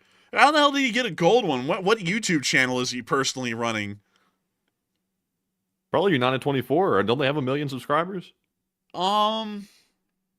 Yeah, but the president of Ukraine's website, like YouTube channel, only has like 300,000 subscribers. So it's like, whose YouTube channel is that? Whose gold plaque is that? And why is it in the president's office of Ukraine? And why don't we have a gold plaque yet? Why can't we hit 1 million yet? But we'll see eventually. We'll see. But anyways, that's interesting. I just noticed that right at the end. I was like, what the hell? But anyways, Ram Slava. And that's the end of the speech from President Volodymyr Zelensky here on day 1225 of the War News stream. And that's going to be moving us on into the second segment of this stream, where we get to talk to each and every single one of y'all. And boy, howdy, folks. We have a lot to talk about. We have a whole bunch of questions, both from the live chat and in the form of super chats, and we'll be making sure to address as many of them as we can. And considering that these streams usually go by a lot quicker, because there's only one host, and also talking continuously for 2.5 to 3 hours is quite difficult, actually. Just to do it nonstop, pretty much without a break or without an end. We're going to be making sure to get through all of them for the large part. usually ends up being a little bit quicker. But with that, we are going to be making sure to get on into all of those questions, starting off with our super chats once again. And moving on into our first one, we have a $20 super chat from Just Chillin'. And Just Chillin' said, he's creepy and he's kooky, mysterious and spooky. They're all together ooky, the Addams family. And take one from the chat. And I got to thank you for support, Just Chillin', because I think that guy is actually Fester right here. This guy, I think he's Fester from the Addams family, or he's some other sort of a ghoul inside the house. I'm not really sure, but the guy sure as hell is creepy. Good evening, Bliet. Man, this guy sits there, he looks like he goes, ooh, I've been speaking to the commanders of the Navy. Oh, which ones? The commanders of the Moskva. Oh, they're all dead. Yes and no. Like, he's that guy. Like, This is the type of guy that answers the door and he says, hello, good evening. And he's like, gulp. Man, dude, he's the kind of guy to sit there, man, when he tells his kids goodnight, he doesn't say spokojnej noche. He says spokojnej noche. Ooh. like his kids are scared to go to sleep. But beyond that, I do thank you for the support and helping this channel to keep on running, Just Chillin', and we will make sure to take one from the chat in your honor. And so, what do we got from the live chat? Well, we got many. We've got Dave Kutz, who asked, how many F-16s does the Ukrainian have in theater? Haven't heard much about them. At this point, they have around 7 of them that are operational in theater. They've lost several of them due to just crashes, and they've also lost one due to a lack of spare parts or some sort of critical damage to the airframe that has been turned into a museum piece inside of Kyiv. So they only have about 7 of them operational at the moment. So with that, I hope that does answer that live chat well. And a big thanks to you once again for support and helping this channel to keep on running, Just Chillin'. Because folks like you make this channel possible and help us to keep it rolling. And so with that, we are on to the next one, which is a 20 from Jason Harbaugh. Domnall. And Jason said, greetings. Been listening to you guys for about a month. Great work. Read today Japan is working on a railgun defense system to perhaps eventually replace their missile defense system. What is the viability of such a system? A viability for a railgun defense system is most likely not really present. Railguns have had a lot of issues. The United States is actually the forefront leader of railgun technology in the world, and so far, from our experience with railguns, it's not been fruitful. Railguns seem to be still a little bit too ahead of our time. The technological principle is there where eventually it will work. It's just that we don't have the technology or the resources to actually make it possible. But as far as we can tell, it appears that most countries, including Japan, are most likely going to be going for laser-based systems, as not only are they cheap, but you can also build them at an economy of scale and also a proper size to have an incredibly long range. So we have a feeling that most air defense systems at this point are most likely going to be laser-based, but railguns eventually are going to be in the future. It's just that we can't really say when, and also on top of that, as far as railguns go, with an air defense sort of an idea, that would be really difficult. Railguns would probably be best used against stationary targets, at least for now, because you would have to pretty much use that railgun as an anti-air gun, and if there is any form of maneuverability to the incoming munitions, it'll most likely miss. So, probably not the greatest idea. That's why the laser-based systems are a lot better, because it just simply is aiming the laser at the target, and then just keeping on the target, and then you'll eventually destroy it. So, probably not the most effective system, but if Japan wants to research it, why not? They'll just be pushing railgun technology a little bit closer to being a reality at some point in the future. And so with that, I hope that does address that the best I can. A big thanks to you once again for support, Jason, and thank you so much for enjoying the channel for about a month as well. I guess you found us when we were starting to cover the Iran-Israel conflict, and I'm glad to know that a lot of people who found us then have continued to stick around, because we've gotten 83,000 views over the course of only an hour and a half so far, and we had a peak viewership tonight of about 12.5 thousand people, which is actually pretty crazy because that seems to be the norm these days, is this kind of viewership.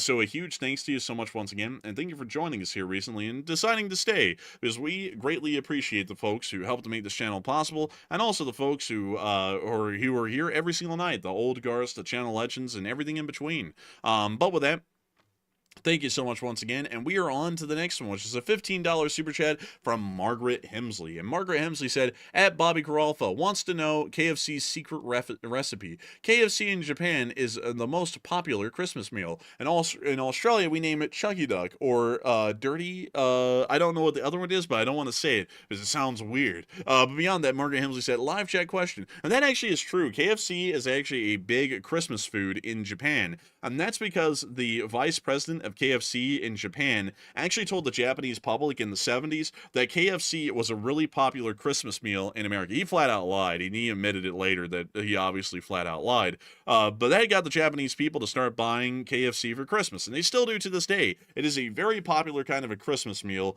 inside of Japan, and that's a little bit interesting because Japan doesn't necessarily celebrate Christmas, or at least in the sense that a lot of Christian countries do, or majority Christian countries like the United States or most of Europe. Japan technically doesn't even really have a Christmas, but they still observe Christmas for reasons. I don't really know why. But beyond that, I hope that does explain that well, at least the best I can. And a big thanks to you for the support, Margaret Hemsley. We will make sure to get a live chat question.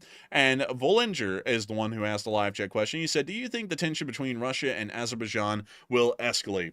I have a feeling that it most likely will eventually escalate. Generally, it's not being resolved, and they're not de-escalating. So I have a feeling that the Azerbaijanis may start to implement some form of economic sanctions against the Russian Federation. I think that's going to be coming around the corner, and that mostly will include a closing of trade with the Russians, which will start to impact them greatly, because a lot of trade that the Russians have with the outside world eventually passes through Azerbaijan, these days at least. So with that, I hope that does address that live chat well, and a big thanks to you once again for enjoying this channel, Margaret Hemsley, and supporting it. And with that, we are on to the next one, which is a 10 from Your Foobar.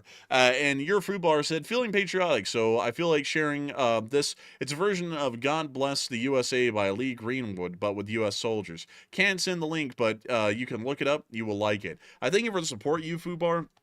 And I will try and look it up. It's just that I can't because it might have a copyright, and we don't want to get copyright striked here on the stream. But I do thank you for the support and the suggestion, and I will try and look into it. I've heard, I'll be honest with you though, I've heard God Bless the USA so many times growing up. Like it was the song that was played at every single patriotic holiday.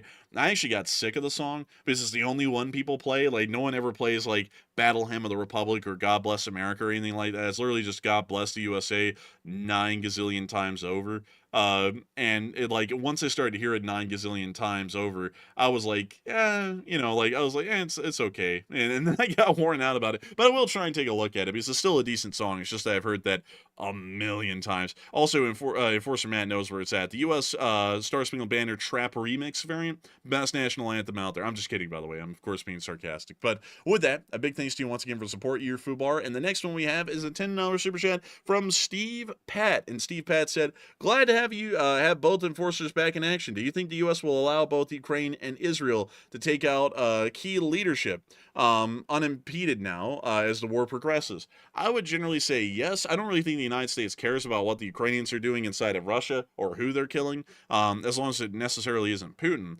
But as far as Iran is going, I think here in the near future we're going to see the restarting of hostilities, and with that, they're going to end up bombing the Iranian leadership, most likely including Khamenei as well here in the future, at least from what I would believe. But with that, I hope that does address that the best I can, at least in my opinion. And a big thanks to you once again for support and helping this channel to keep on running. And so with that, I hope that does address that quite well. And I see a lot of people throwing in a lot of statements here about God Bless the USA, the song. And some people are saying it's a good song, or let's see, it's a Southern thing. I'll just be honest, like I'll give my 2 cents on the song. Having heard it so many times, I actually think that what it says is really bland. It's kind of like a corporate song, in my opinion, because it's like, let's see, let me go pull up the lyrics because I gotta get them because for some reason I can't remember them, or at least right now on stream. But every time I listen to them, like there's some things that I'm just like, that's really corporate sounding. So I'll bring it over here to show y'all. Let's see here. There we go. So let's see here. And like this, because the flag still stands for freedom and they can't take that away. Like the lyrics are just a little bit too straight up. Like it's just too corporate. It's like, it's kind of like, you know, like when you're trying to appeal to the country people in the country song, you go, a cold bear, pickup truck, rolling fields and hills and chickens and ducks. You know, it's like, oh, do you have to really make it that obvious? You know, like I like the older patriotic songs like Battle Hymn of the Republic or God Bless America, or Battle Cry of Freedom. Because they weren't really that like just on the nose. They came up with really creative ways to say things in the lyrics. And this is this one doesn't really do it because you know, it's like, and I'm proud to be an American where at least I know I'm free and I won't forget the men who died that gave that right to me. Like it's like I get what it's saying. Like it's not a bad message, but at the same time, it's so direct with saying it that you might as well just literally be saying it. Like it's like the kind of slogans that you would hear from a normal American. And it was just like, what if we just made them kind of rhyme and we made them into a song? Like, you know, it's just, I don't know. It just doesn't really seem that like authentic to me. Like at least as far as the lyrics go. Like if I got y'all one of my favorite songs, let's see, one second. Columbia's Gem of the Ocean. And let me go get that and the lyrics so I can show it to y'all.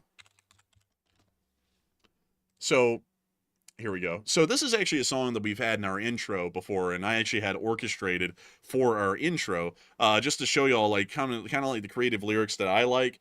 Like in this song, instead of saying the USA, literally God bless the USA, in this song they refer to the United States by another name, Columbia, because actually throughout most of American history, a lot of people just called the United States Columbia, which is supposed to be a name that invokes liberty, the United States, that sort of a deal. It's supposed to be like the land of providence, the land of enlightened ideals, democratic process, liberty, all that sort of stuff. It's a little bit more creative. And then they call it the Gem of the Ocean. It's like, that's pretty neat. They do have the home of the brave and the free, which is, you know, kind of more of a corporate line, but then they follow that with a whole bunch of interesting lines that are actually really creative, like the shrine of each patriot's devotion. Like that's a pretty creative kind of a line, and it invokes a decent amount of emotion. And then you have the world offers homage to thee, thy mandates make heroes assemble when liberty's form stands in view. Like these kinds of lyrics are really, really creative.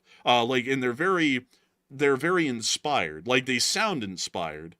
From an inspired person who wrote these lyrics. It reeks of someone who really loved the country and wanted to put it in a very creative way and also in a very creative tune. God Bless the USA, on the other hand, it being a creation of kind of like the modern corporate music world, it doesn't really convey that. You know, like from the lakes of Minnesota to the hills of Tennessee, literally just naming geographical areas. Like the song that did that and got away with it was This Land Is Your Land, which actually criticized the United States in its original full lyrics. But that's really the only song that could get it. Because, you know, this is just too straightforward to me as far as the lyrics go. I'm just, It's like, you know, like, you know. Also, Enforcement said that song was revived in 2024. No, remember, Matthew, it was actually something that we would hear every single time. Like, every single time anything came around, the 4th of July, Veterans Day, anything at all. And I hope to thank the men who died, who gave their right to, and you hear it 9 million times. And like, eventually after hearing it so many times, I was like, this is just too on the nose. It's like, you know, I don't know. Like, you know, like there's a whole bunch of other songs that I just think are way better, like Columbia, the Gem of the Ocean, or Battle Hymn of the Republic, or God Bless America. A lot of the traditional ones, because when you look at the lyrics, the people who were writing them, they could have written them as directly as God Bless the USA, but they really loved the country so much, and they wanted to convey that in really creative ways that they actually came up with really interesting lyrics to their songs. This was more so like, okay, we need to write a patriotic song that appeals to patriot demographic. Go, hit them with all the buzzwords. And it was really kind of like a corporatized a patriotic song. And I'll just be honest with you folks. Man, they need to get more creative people on that, honestly. Like, I think Big Balls is out of a job. You might be able to write some songs. Man, man, imagine him writing a song. He's gonna be like, "America is great on God, bussin', I love it today." Like, it's gonna be like, "No, man, like, I'm good. I don't want that. Like, I think I'm okay." But yeah, you know, I hope like y'all are kind of like seeing what I'm saying here. Like, I love patriotic songs. It's just that I like them to be creative. Like America the Beautiful. Like, hold up. America the Beautiful. And let me make sure to go get the lyrics. And there's actually a couple of different lyrics to most songs. Like, you know, of course, they damn have a million of them because they're about a century old. But we'll go with the 1911 version because that's the one that's actually generally used today. beautiful for spacious skies, for amber waves of grain. I mean, it's such a creative kind of lyric composition. It's literally, it's not like this. Look at this. The lakes of Minnesota to the hills of Tennessee. It doesn't even really like presented in grandeur. It doesn't make it sound like it's impressive. Like if you just said from the grain plains of Iowa, like that doesn't sound cool. Saying that it's amber waves of grain, I mean, that sounds graceful. It sounds majestic. For purple mountain majesties above the fruited plain. I mean, that's like it's a really moving sounding song too. It has a lot of emotion in its composition. The lyrics are really creative. It invokes these kinds of images in your mind that make you feel proud of the country, literally just for a field of grain. I mean, when you put that out, like the wheat fields of Iowa, if this was a God Bless the USA song or a style like that, it would just say, from those wheat fields in Iowa, and it would be something like that. Instead, they say amber waves of grain, and it makes you think of something a lot more majestic than just a grain field, Like, I like it for that reason. But anyways, I hope that does address that well. But generally, just to also put this out there, I'm not really a fan of a lot of modern songs. Because I find them all to be really corporate. Like, you can tell that the people who are writing those songs, or the people who are singing those songs, aren't the ones writing it. They're the ones who are just singing it. There's a group of writers in the background that are writing up the lyrics, the melody, and everything else, because they're at a corporate board meeting having to get investors for these songs. They're going, okay, this is going to appeal to demographic this. Like, okay, we're going to make a rap song that appeals to Chirac, or we're going to make a we're going to make a country song that appeals to the rednecks in Tennessee. Make the lyrics work, and then they just write them to where it's too safe, it's not creative, it's uninspired. Like that's just generally how it goes. I actually will give a lot of respect though to a lot of the people out there who would start an entire music genre, like the first rappers in the 90s, or the country singers who actually brought country into the main stage in the 50s and the 60s, because you could always tell that they were really creative and they actually were inspired and they were coming up with works that really were interesting. Like they actually had a lot of soul into everything that they did. I listened to a lot of rap in the 90s, and they actually would convey a lot of the soul of like the struggles of growing up in the inner cities, or why the inner cities were bad, or the kind of issues that were there. And the country songs would do that too, like talking about how their jobs sucked, or how their pay wasn't good, or how their wife left them, or these interesting stories, like these ballads nearly of these people's lives or tragedies and stuff like that. It was always so inspired, and that's what I really like about the beginning of these kinds of music genres, is because you can actually tell that back then there wasn't a money motive to making these songs and trying to sell as many records and labels as possible. It was just about making the song to make the song, and that's kind of my issue with God Bless the USA, is that it feels like it was made to sell records, with how the lyrics were written. It was just far too simple and not imaginative, which is showing that there was some sort of a board of people behind that song that didn't want to take risks, and they want the message to be so straightforward and so obvious that it had to sell records and it had to sell labels.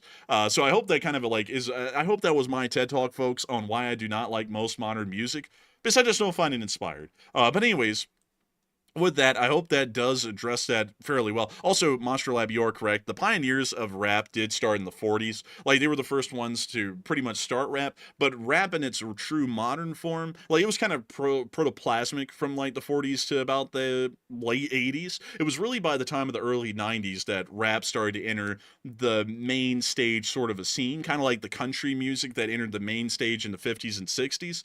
And that was, I think, the golden era of rap. Everything beyond that, it's just getting worse. Kind of like how country keeps getting worse with every year.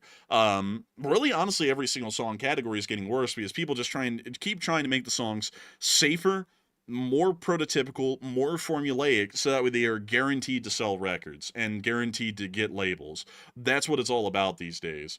So with that, I hope that does address that somewhat well, at least my TED Talk on that.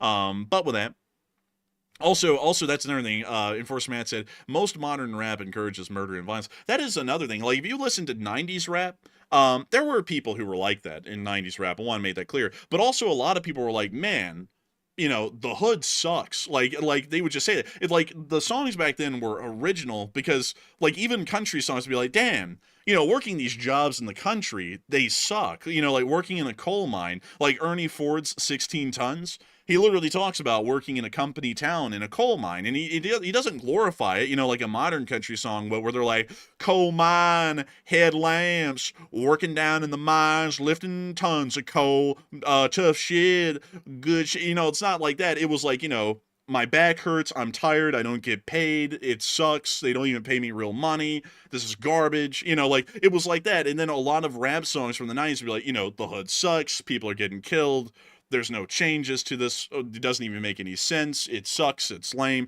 Like, people actually spoke the truth of things back then, but nowadays they're like, man, we need to glorify stuff, so we need to write a song for the country people, and we're going to just write it to where no one can hate it. It's not trying to critique anything or actually make something creative. It's just to sell a label. You can always tell a song like that. Once you start to realize it, you can hear the new lyrics and songs and be like, damn, this sounds just like the other song that came out a couple of months ago. And it doesn't sound good at all. Like, once you realize what the lyrics are, they're the same every time. Every single song sounds the same, and every single one of them just loses all of their soul. Anyways, also Big John. Little by Little, Big John is a great song. And that's another one. Like, that's from like the 70s, when country, at least as far as selling records, was new. So a lot of people had creative liberty because they were still trying to figure out that category. And Big John is a ballad about a mine worker that ended up dying. Like, there was not a good end to that song. The guy who was the main character of the song died in a tragic way.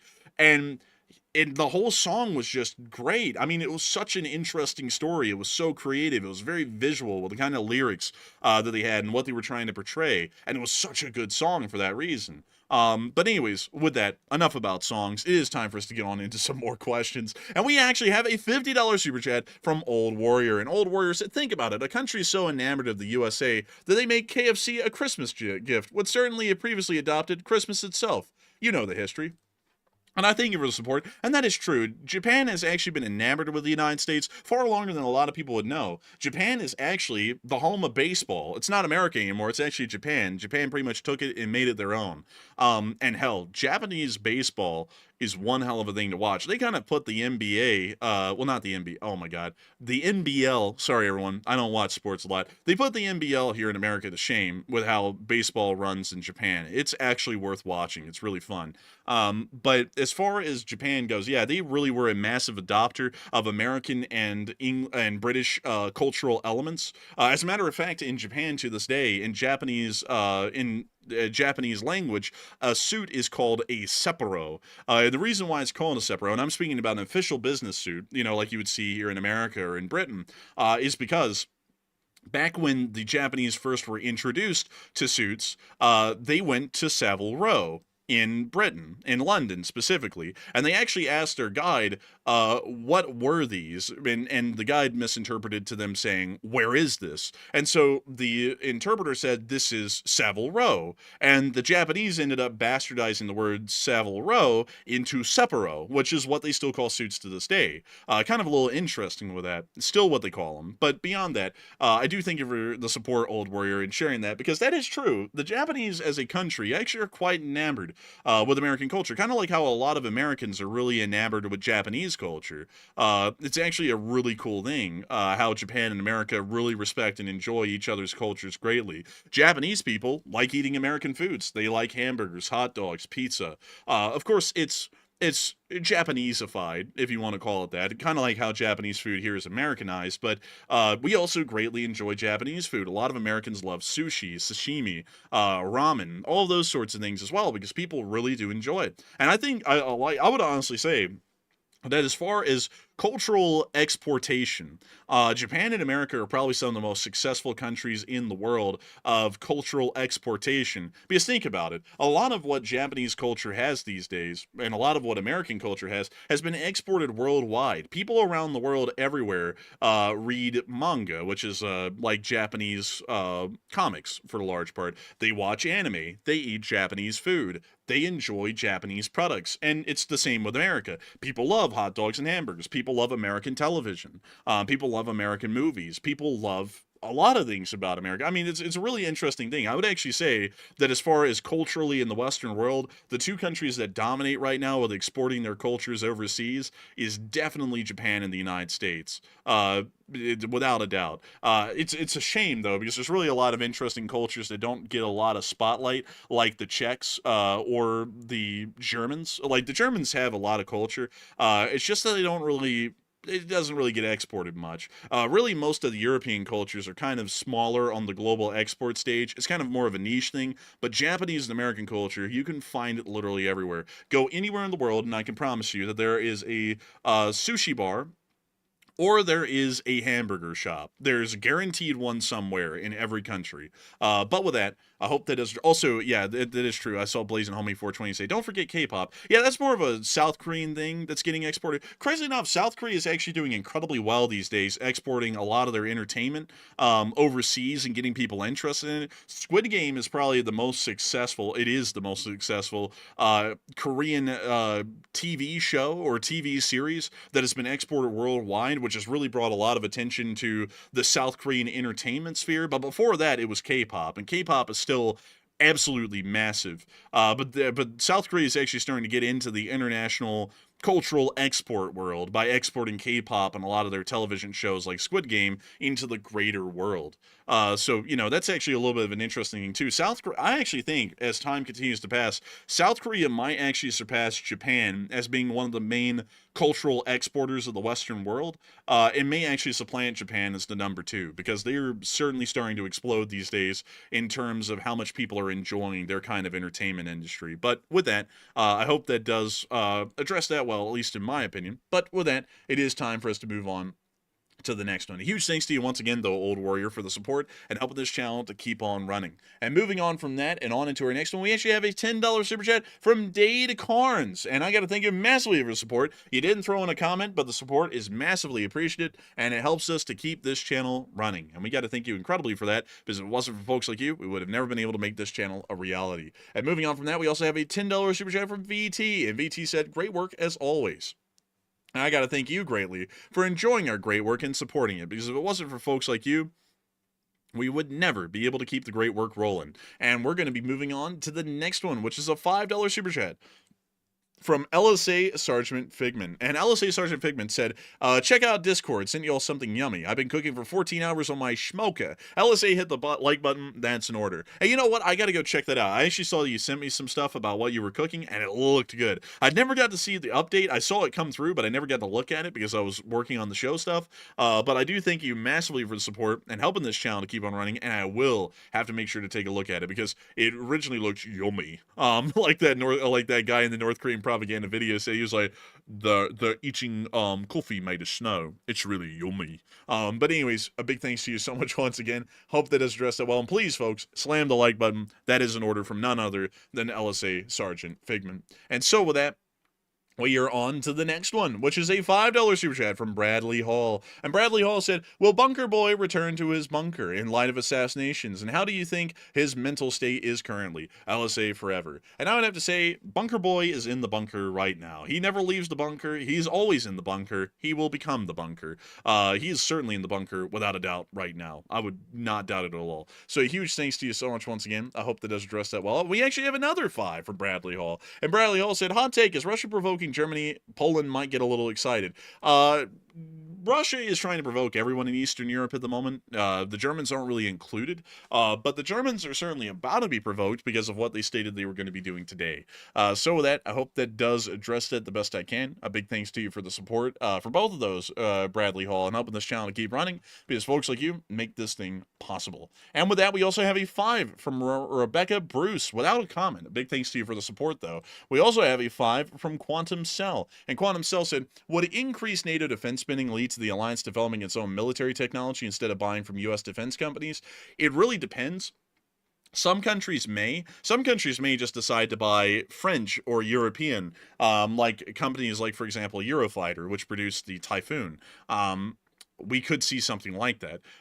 It's just that you don't really know where they're going to be buying from. There's a lot of already pre-established war industries in Europe, like Saab and others, that could easily start to sell a lot of their products, as a lot of these countries may be looking to expand their militaries and their military spending, but at the same time not buy American.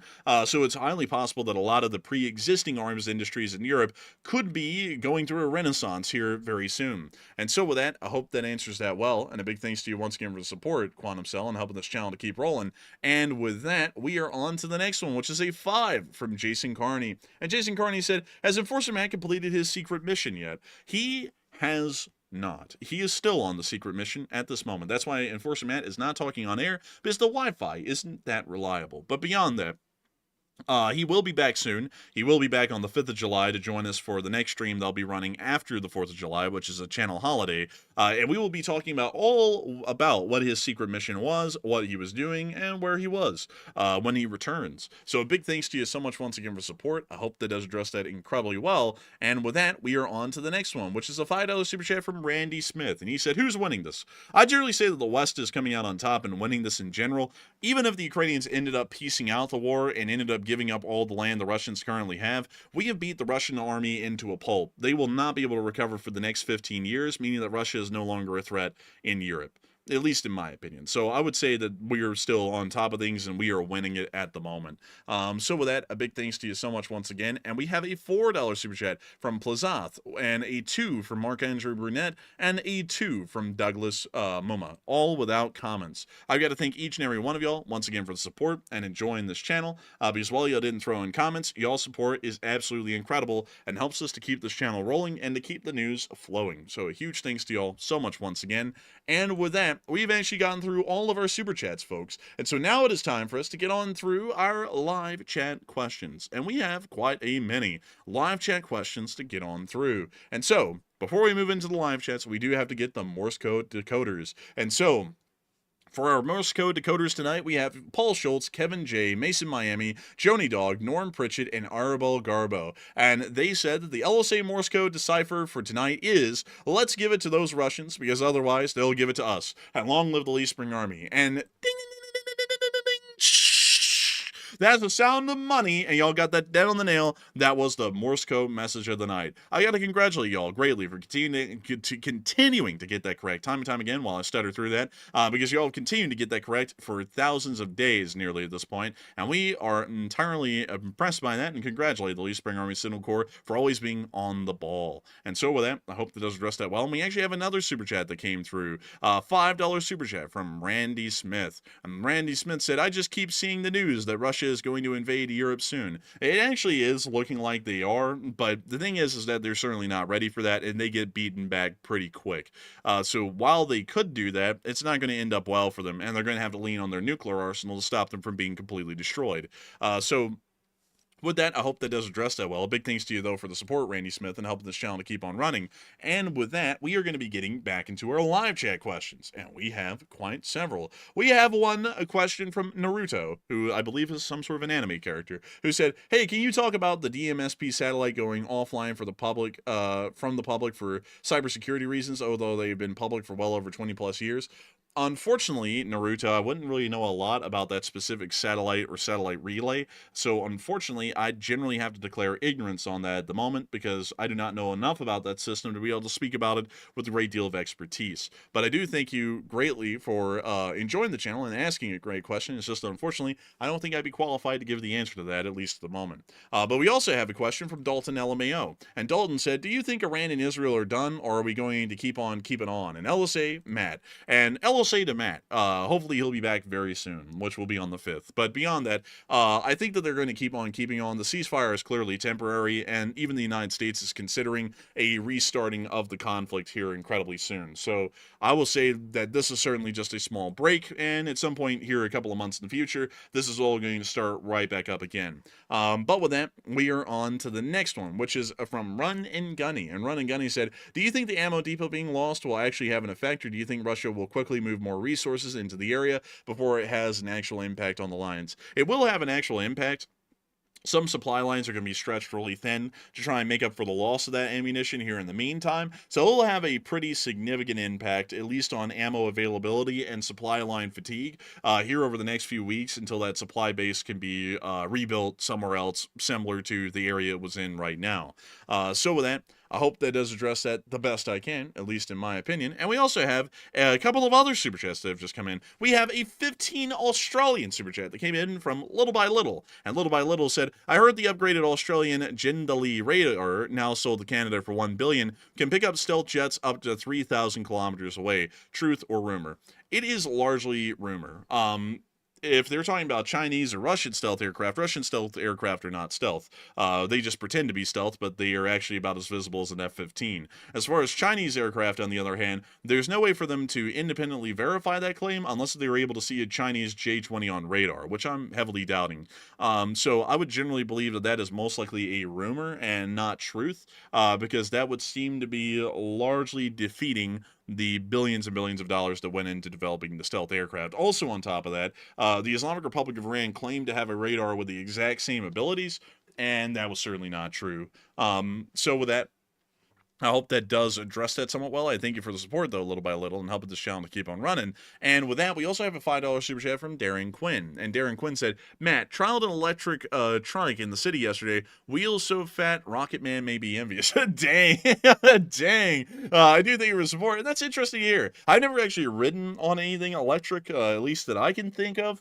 But still, that is really interesting to hear, and I got to thank you for support, helping the channel to keep rolling, and sharing that little tidbit of info with us.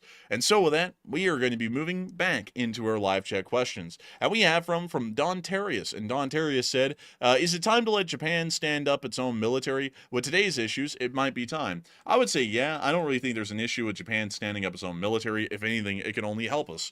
So I don't really know why we're still, well, really it's a Japanese issue at this point. They could easily repeal the constitutional article in Japan that stops them from remilitarizing. It's just that there's not enough support for that yet inside of Japan, and they are still maintaining their current situation with the military right now. But I think they should repeal that constitutional article and get to remilitarizing. And so with that, I hope that does address that the best I can. And moving on to the next one, we also have a question from Mark McKernan. And Mark said, do the British have different laws for searching private property? Yes, they do. They actually do have different laws. They do require a search warrant, but there's also a whole bunch of other exigent circumstances and other things that would allow for them to search a house without a warrant. And also, I believe it's easier for a warrant to be issued in the UK for searches and seizures than it is here in the United States. So with that, I hope that does address that well. And with that, we are on to the next one, which is another question from Run and Gunny. And Run and Gunny said, did you see the ammo depot in Syria go off today? I haven't heard of an ammo depot going off in Syria today, so I'd largely have to declare ignorance on that one. So if it did go off, I didn't see it. So with that, we are on to the third to last question of the night, which is from Quasi. And Quasi said, from what I've gathered from ChatGPT, Khamenei was last heard of on 6/25. He spoke about the attacks in Qatar on the 23rd. I would say he is MIA. Thoughts? What are the chances he's dead? He's actually been out, I believe, since then, if I'm not mistaken. But he's not really seen a lot often in the public anymore. I think he's actually scared of getting killed, and that's why he's in hiding. But he's certainly not dead or missing in action. But that's what I would generally think. He's out there. He's just not wanting to be seen too much at the moment because he's a little bit scared. And also, yeah, why do people say Chat GPT, man? Because I also say that too. It's Chat GPT, but it just comes off better as Chat GBT, at least in my opinion. But anyways, with that, we are on to the second to last question of the night, which is from Canada is Sovereign. And Canada is Sovereign said, doesn't seem short-sighted if the U.S. cuts back on Ukrainian military wear because the same hardware will protect U.S. business investments and structures. It does seem so. And if I remember correctly, the mineral deal was agreed upon because America would continue to provide weapons to Ukraine because we would have financial reasons to do so. But now we're cutting back. So, yeah, a little bit weird and doesn't really sound like it's making all too much sense at this point. But with that, I hope that does address that well. I can't really speak too much to the details of that because there's really no way to make sense of it, to be entirely honest, at least to me. But with that, we are on to the final question of the night. And the lucky last person who had the lucky last question of the night is Sean Wilhelm. And Sean Wilhelm said, has India released the water yet? From what we know, they have not. They have not released the water yet. It appears that they're still holding it back, and the Pakistanis are still trying to reach out to the Indians and find a way to resolve the situation or create a treaty that will allow for the flow of water back into the Indus River. But at the moment, that has not happened. And so with that, I hope that addressed the question well, and we've reached the end of tonight's stream at only 2 hours and 15 minutes. Man, I gotta tell you all, these streams are short when it's just one host, because there's not a lot of extra stuff to extrapolate or speak on, because we're not bouncing stuff off of each other. But with that, I do thank you all so much once again for enjoying the stream tonight. I hope you all have enjoyed it greatly, although it's an incredibly short one. And if you all have enjoyed, please make sure to subscribe. We've hit 471,923 subscribers, and we are getting incredibly close to hitting 472,000. We thank you all so much once again for watching and enjoying tonight. And of course, if there is enough news tomorrow, y'all will be seeing me in a short war video. And if not, y'all will see us once again at 10 p.m. Eastern Time to cover the next 24 hours of news from around the world. And so with that, good night, good luck, take care, stay safe, Slava Ukraini, and long live the Least Spring Army. The Least Spring Army will never die.